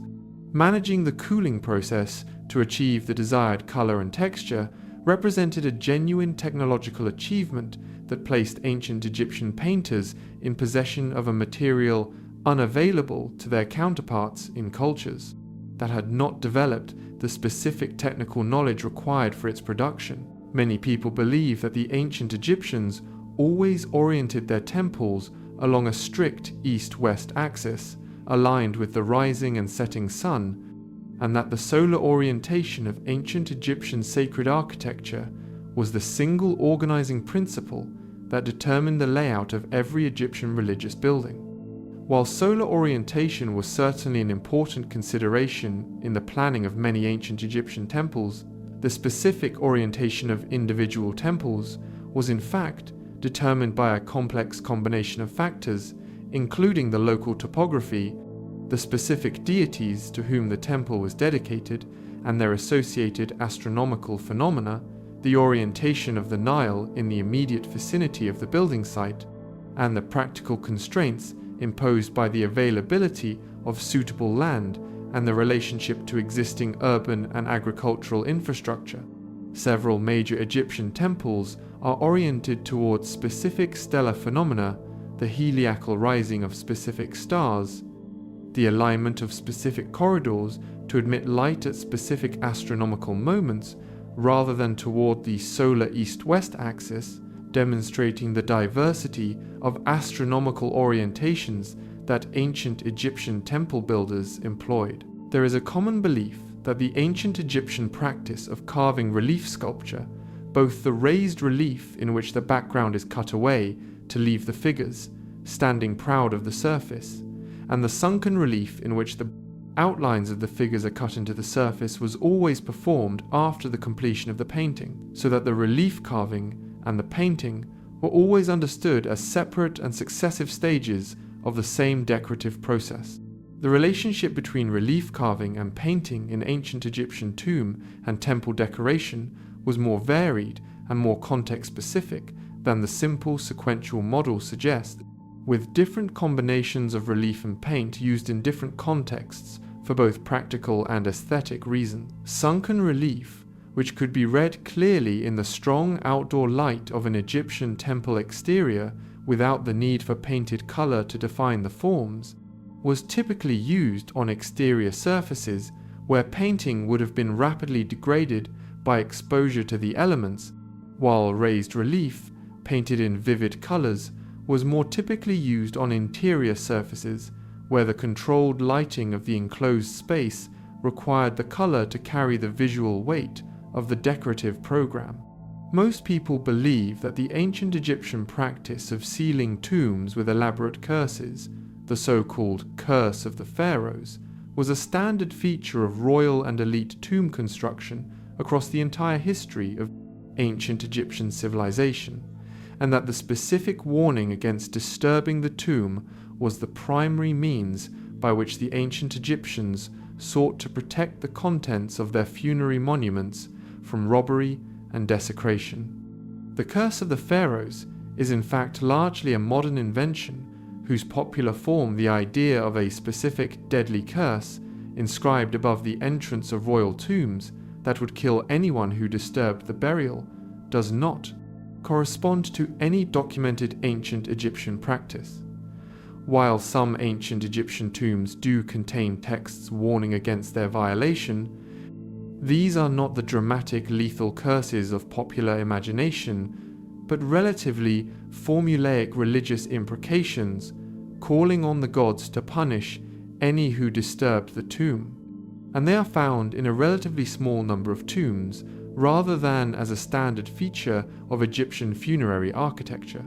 The specific legend of the curse of the pharaohs was primarily a creation of the popular press following the discovery of Tutankhamun's tomb in 1922, when the deaths of several people associated with the excavation were attributed to a supernatural curse by journalists seeking a dramatic narrative to accompany an already extraordinary archaeological discovery. It is widely believed that the ancient Egyptian obelisk was an Egyptian invention, a uniquely Egyptian form of monument that was developed within the specific context of ancient Egyptian religion and architecture without any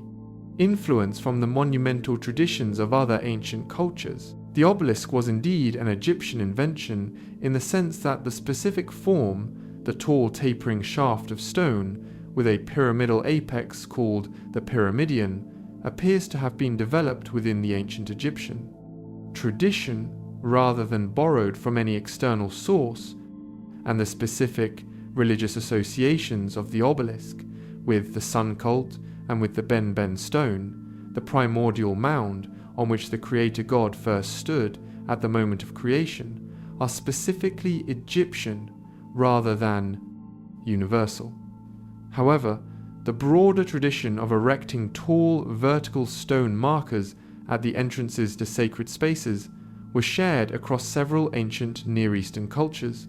and the specific development of the obelisk form within the Egyptian tradition likely reflects the broader cultural context of monumental stone architecture in the ancient Mediterranean and Near Eastern world rather than a purely internal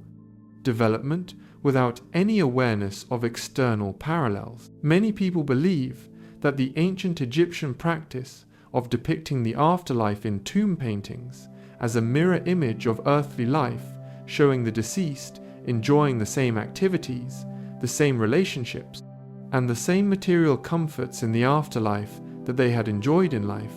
reflected a simple and unsophisticated understanding of what the afterlife would be like, rather than a carefully developed theological position. The ancient Egyptian understanding of the afterlife was in fact a highly sophisticated theological construction that had been developed and refined across more than 2,000 years of religious thought, and the specific visual conventions of tomb painting that depicted the afterlife in terms of earthly pleasures and earthly relationships reflected a deliberate theological position about the nature of eternal existence rather than a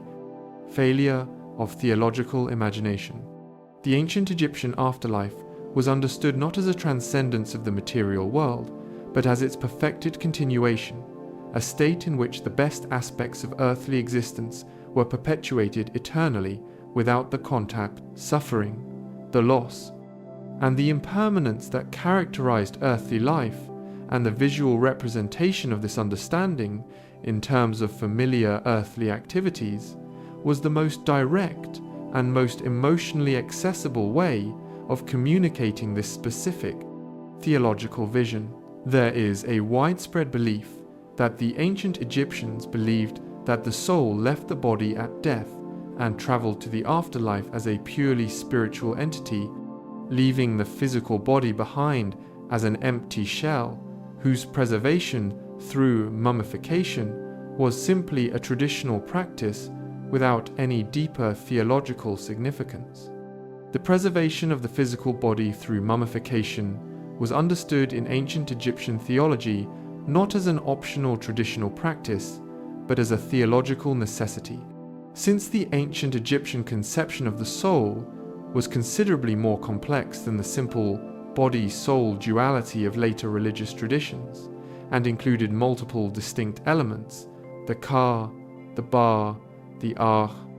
the shadow, and the name whose continued existence and well-being after death depended on the preservation of the physical body as an anchor and a reference point for the non-physical components of the personality. The ba, the aspect of the soul most closely associated with the individual personality, was understood to require the physical body as its permanent home and to return to it at night after its daily journeys through the afterlife, making the integrity of the physical body essential to the continued existence of the individual after death. Most people believe that the ancient Egyptians always depicted their pharaohs as young, ideally beautiful, and physically perfect, that the conventions of Egyptian royal portraiture demanded the suppression of all signs of aging, illness, or physical imperfection in the representation of the divine king. While the idealization of the royal body was certainly the dominant convention in most categories of ancient Egyptian royal portraiture, there are several significant exceptions that demonstrate a willingness to represent the aging and imperfect body of specific pharaohs with a degree of physical honesty that goes considerably beyond the ideal convention. The portraits of the 12th dynasty, Pharaoh Senuseret III, are among the most celebrated examples of ancient Egyptian royal portraiture that departs from the idealized convention, showing a face of considerable psychological intensity and physical specificity, the heavy-lidded eyes, the strongly modeled cheekbones, the lines around the mouth, that has been interpreted by scholars as a deliberate departure from idealized portraiture in favor of a more individualized and more emotionally charged representation of royal personality and royal experience. It is commonly believed that the ancient Egyptian practice of including food and drink offerings in tombs, the physical provision of actual food and drink for the deceased, was the only means by which the ancient Egyptians sought to ensure the continued nourishment of the dead, and that the visual representations of food offerings in tomb paintings were simply decorative accompaniments to the actual food provisions. The relationship between actual food offerings and visual representations of food offerings in ancient Egyptian funerary practice was considerably more theologically complex than the simple distinction between real provisions and decorative images suggests. The visual representation of food offerings in tomb paintings was understood in ancient Egyptian religious thought to have the same power to sustain the deceased as actual physical offerings, through the magical principle that the depicted offering was as real in the eternal realm of the afterlife as the actual offering was in the temporal realm of earthly life. The development of this principle, which allowed the visual representation to substitute for the actual offering when actual offerings were not being made, was one of the most significant developments in ancient Egyptian funerary theology, and one whose practical implications transformed the organization and the economics of the ancient Egyptian funerary cult. Many people believe that the ancient Egyptian practice of writing from right to left is the direction that hieroglyphic inscriptions most commonly follow in the conventional reading order, was always the standard direction for ancient Egyptian writing, and that writing from left to right was never practiced in the ancient Egyptian tradition. Ancient Egyptian hieroglyphic writing could be written in either direction, from right to left or from left to right, depending on the specific context and the specific compositional requirements of the inscription, and the direction of reading was indicated not by any fixed convention, but by the orientation of the individual signs themselves, which always face toward the beginning of the text. In addition to the horizontal writing that most people associate with hieroglyphic inscriptions, hieroglyphics could also be written in vertical columns, reading from top to bottom, and the specific direction and orientation of any given inscription was determined by a combination of aesthetic, compositional, and contextual factors rather than by a fixed directional rule. The flexibility of the hieroglyphic system in this respect is one of its most distinctive formal characteristics, and one that reflects the degree to which it was designed as a visual as well as a linguistic system. There is a common belief that the ancient Egyptians developed their system of hieroglyphic writing independently and without any influence from or connection to the development of writing in other ancient cultures, and that the hieroglyphic script represents a completely original Egyptian invention with no external antecedents or influences. The relationship between the emergence of writing in ancient Egypt and the roughly contemporary development of writing in ancient Mesopotamia has been the subject of sustained scholarly debate that has not reached a definitive consensus, with some researchers arguing for a direct Mesopotamian influence on the development of hieroglyphics and others arguing for an independent parallel development. The evidence that is most frequently cited in support of the influence hypothesis, the appearance of hieroglyphic signs on objects from the earliest period of Egyptian writing that show clear connections to Mesopotamian pictographic conventions, is genuinely ambiguous, and the specific mechanism of influence, if influence occurred, remains unclear. What is certain is that the hieroglyphic script, once developed, evolved in an entirely distinctive direction that reflects the specific linguistic and cultural character of ancient Egyptian civilization, rather than any continued dependence on external models. Most people believe that the ancient Egyptian practice of depicting the human figure in the specific combination of profile and frontal views that is the most immediately recognizable formal convention of Egyptian art was a sign of technical limitation, that Egyptian artists could not represent the human figure from a consistent single viewpoint, and so combined multiple viewpoints as a compromise. The specific Egyptian convention of combining a profile view of the head with a frontal view of the eye a frontal view of the shoulders with a profile view of the torso and legs was a deliberate formal choice rather than a technical limitation, reflecting a specific understanding of the relationship between visual representation and conceptual clarity that gave priority to the most informative view of each part of the body rather than to the consistent single viewpoint of a specific observer. The ancient Egyptian painter was not attempting to represent what a body looks like from a specific viewpoint, but to provide the most complete and most unambiguous visual information about each part of the body,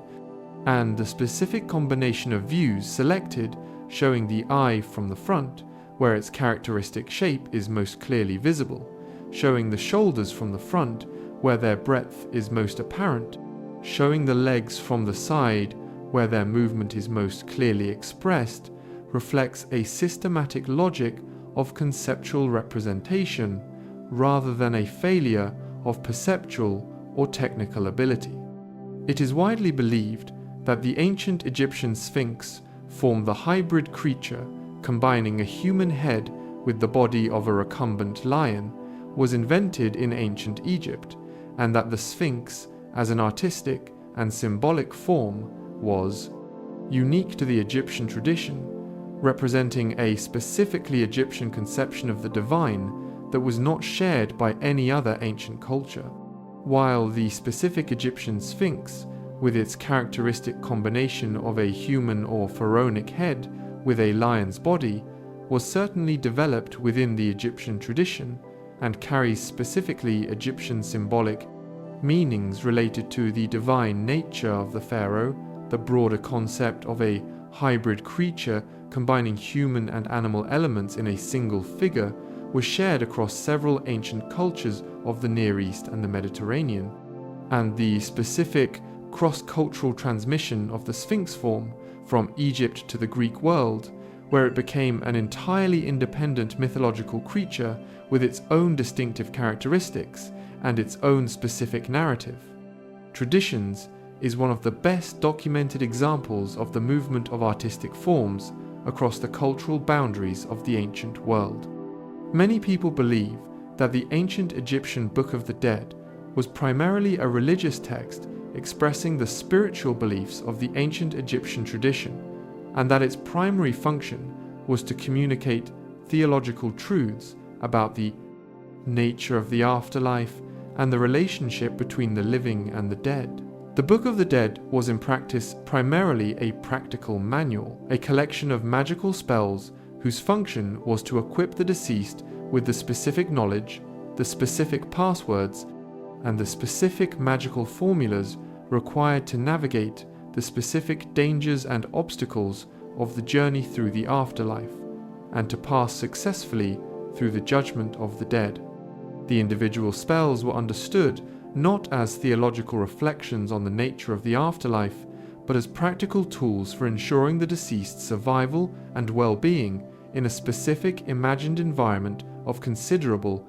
complexity and considerable danger.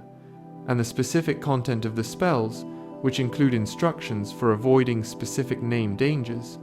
formulas for transforming into specific protective animals,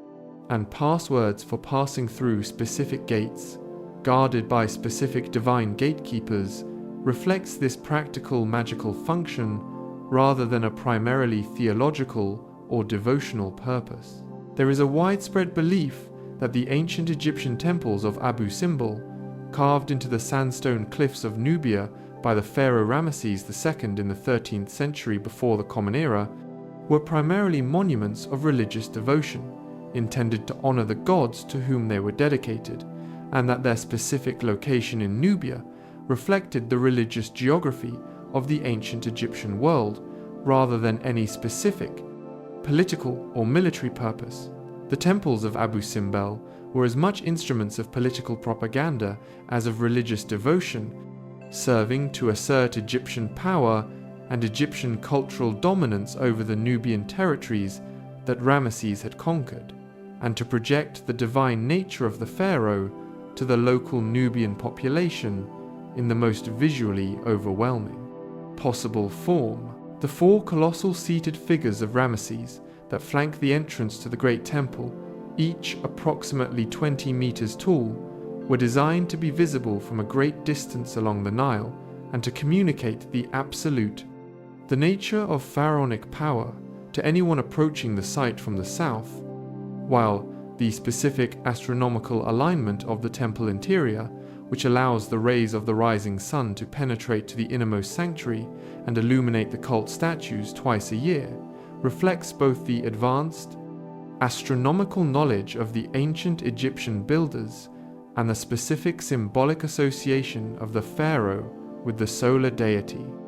Most people believe that the ancient Egyptian practice of creating Ushabti figures to serve the deceased in the afterlife was understood in ancient Egypt as a benevolent provision made by the living for the benefit of the dead,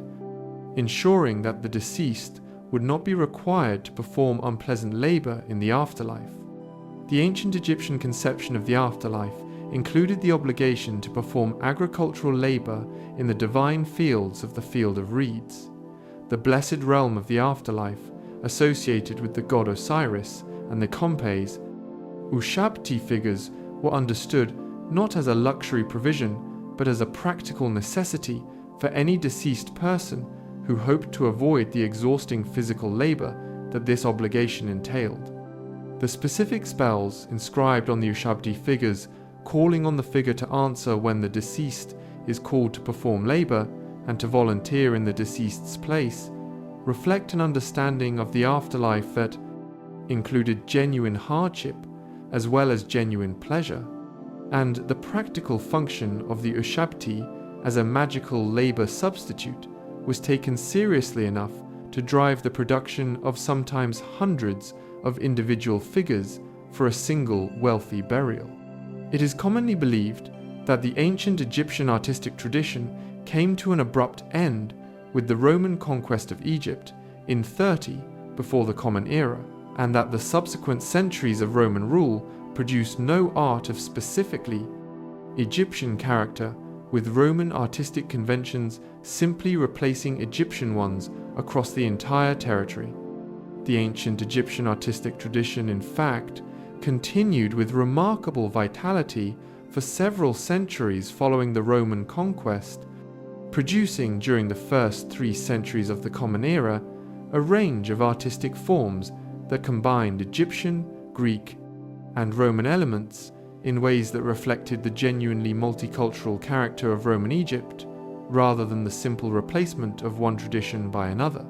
The Fayum mummy portraits painted wooden panels depicting the faces of deceased individuals in a technique and a style derived from the Greek and Roman portrait tradition were incorporated into the Egyptian mummification tradition in a synthesis of Greek portrait painting and Egyptian funerary practice that represents one of the most successful artistic hybridizations of the ancient world, and the continuation of traditional Egyptian temple building and temple decoration under the Roman emperors, who are depicted in the reliefs of Egyptian temples in the full regalia and the conventional pose of Egyptian pharaohs,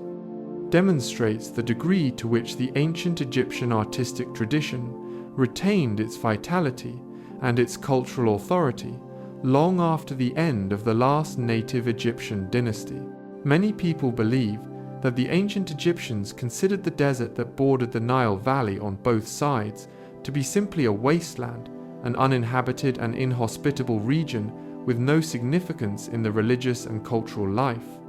of the civilization, except as a source of building materials and a barrier against invasion. The desert played a complex and significant role in ancient Egyptian religious thought and artistic representation that went well beyond its purely practical function as a source of stone for building and sculpture. The specific quality of the desert landscape, its stillness, its silence, its absolute dryness, its distance from the life-giving waters of the Nile, gave it a specific sacred character in ancient Egyptian theology, as the realm of the dead, the domain of dangerous supernatural forces, and the location of the sacred mountains and remote wilderness sanctuaries that were understood to be particularly close to the divine. The desert was also the location of the gold mines and the quarries that provided the materials for the most prestigious productions of the Egyptian workshop tradition, giving the desert a specific economic and cultural significance that shaped its representation in ancient Egyptian art and its place in the ancient Egyptian understanding of the world. There is a popular belief that the ancient Egyptians were primarily an inward-looking civilization that had little interest in or knowledge of the world beyond the Nile Valley, and whose art reflected an exclusively domestic, cultural tradition without significant engagement with the artistic traditions of other ancient cultures. Ancient Egypt maintained extensive diplomatic, commercial, and military relationships with the civilizations of the ancient Near East, the Aegean world, Sub-Saharan Africa, and the Eastern Mediterranean across the entire span of its history.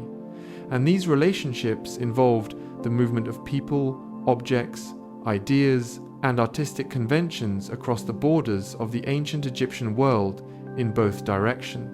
The specific influence of Minoan artistic conventions on the wall paintings of New Kingdom Egypt, the adoption of Syrian and Canaanite decorative motifs into the repertoire of Egyptian luxury crafts, and the sustained engagement of Egyptian artists with the artistic traditions of Nubia, both absorbing Nubian elements into the Egyptian tradition and disseminating Egyptian conventions across the Nubian world, all give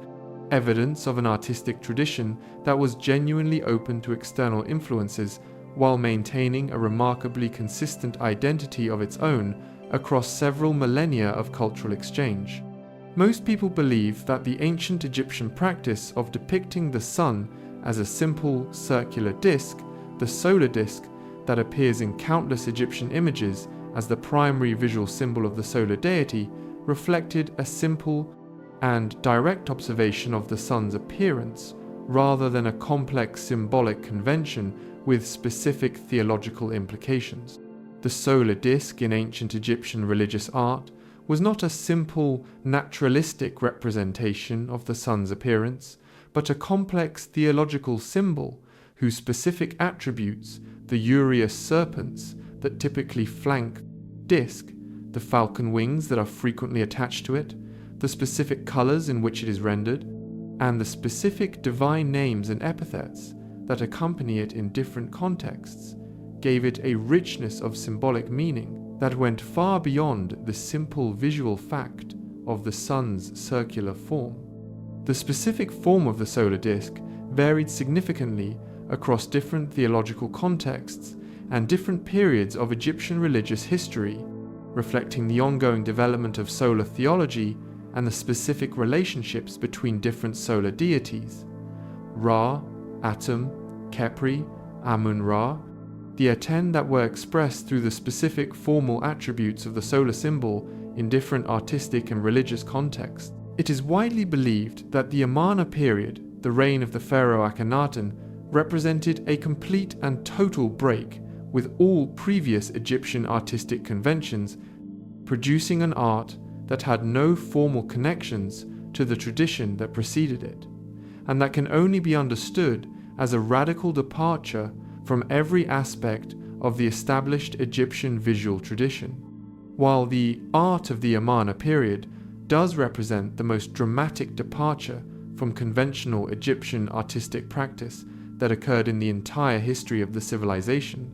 it was not a complete break with all previous conventions, but a radical transformation of specific formal elements within a framework that retained many of the fundamental organizing principles of the broader Egyptian artistic tradition: the hieratic scale, the use of profile and frontal conventions in figure representation, the organization of compositions in registers, and the fundamental relationship between text and image that characterized all Egyptian art before and after Akhenaten were all maintained in Amarna art, even as the specific proportions of the human figure, the specific conventions of facial representation, and the specific iconographic program of the royal image were transformed in ways that gave the period its distinctive and immediately recognizable character. Many people believe that the ancient Egyptian practice of painting tomb walls with scenes from the Book of the Dead and other funerary texts was confined to the royal tombs of the Valley of the Kings, and that the private tombs of non-royal officials and wealthy individuals were decorated with simpler and less elaborate programs of funerary imagery. The private tombs of ancient Egyptian officials, priests, and wealthy individuals were, in many cases, decorated with elaborate and sophisticated programs of funerary imagery that drew on the same textual and iconographic traditions as the royal tombs, while adapting them to the specific circumstances and the specific resources of non-royal patrons. The private tombs of the Theban necropolis, in particular the painted tombs of officials from the New Kingdom period that are clustered on the west bank of the Nile opposite Luxor, contain some of the finest and most varied painted decoration in the entire ancient Egyptian tradition, with scenes of daily life, agricultural work, hunting, fishing, feasting, and religious ritual depicted with a quality of naturalistic observation and compositional sophistication that rivals the decoration of the royal monuments. The democratization of funerary art, the progressive extension of funerary texts and funerary imagery from the exclusively royal context to the broader elite, is one of the most significant developments in the history of ancient Egyptian art and religion. There is a common belief that the ancient Egyptian practice of constructing monumental stone temples with massive pylons, hypostyle halls, and inner sanctuaries was established in the earliest periods of ancient Egyptian history, and that the basic form of the Egyptian temple was fixed from the beginning of the pharaonic tradition. The monumental stone temple, with its characteristic sequence of pylons, open courts, hypostyle halls, and inner sanctuaries, was not a feature of the earliest periods of ancient Egyptian religious architecture, but a form that developed gradually across the Old and Middle Kingdom periods, and reached its fullest and most elaborate expression. In the great temple-building campaigns of the New Kingdom, pharaohs, particularly Ramesses II, whose building activity transformed the sacred landscape of Upper Egypt more completely than any other single pharaoh. The earliest Egyptian sacred buildings were constructed primarily of mud, brick, and perishable organic materials, and the transition to stone as the primary building material for religious architecture was itself a gradual development associated with the increasing resources and the increasing theological ambitions of the developing pharaonic state, rather than a feature of Egyptian religious architecture from its very beginnings. Most people believe that the ancient Egyptian artistic tradition ended definitively with the closure of the last traditional Egyptian temple, the Temple of Isis at Philae, which continued to function as an active cult center until the 6th century of the Common Era, and that no art produced after this point can meaningfully be described as part of the ancient Egyptian artistic tradition. The ancient Egyptian artistic tradition, in its broader sense, did not end with the closure of Philae, but continued in transformed and hybridized forms across the subsequent centuries of Christian and Islamic Egypt, leaving traces in the visual culture of Coptic Christianity, the form of Christianity that developed in Egypt, following the conversion of the Egyptian population and contributing specific formal elements and specific iconographic traditions to the developing visual culture of the early Christian world. The specific formal conventions of ancient Egyptian art, its frontal figure representation, its hierarchical organization of sacred space, its integration of text and image, can be traced in the visual culture of Coptic Egypt in ways that demonstrate the extraordinary persistence and the extraordinary adaptability of a tradition that had already shown its ability to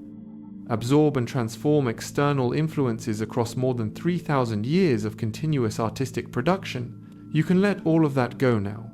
There is nothing left to correct or to reassess or to reconsider tonight. Somewhere tonight the Nile is moving quietly through the Egyptian darkness, and the temples are still in the desert air, and the painted walls are resting in their ancient colors, and the night is deep and full of rest.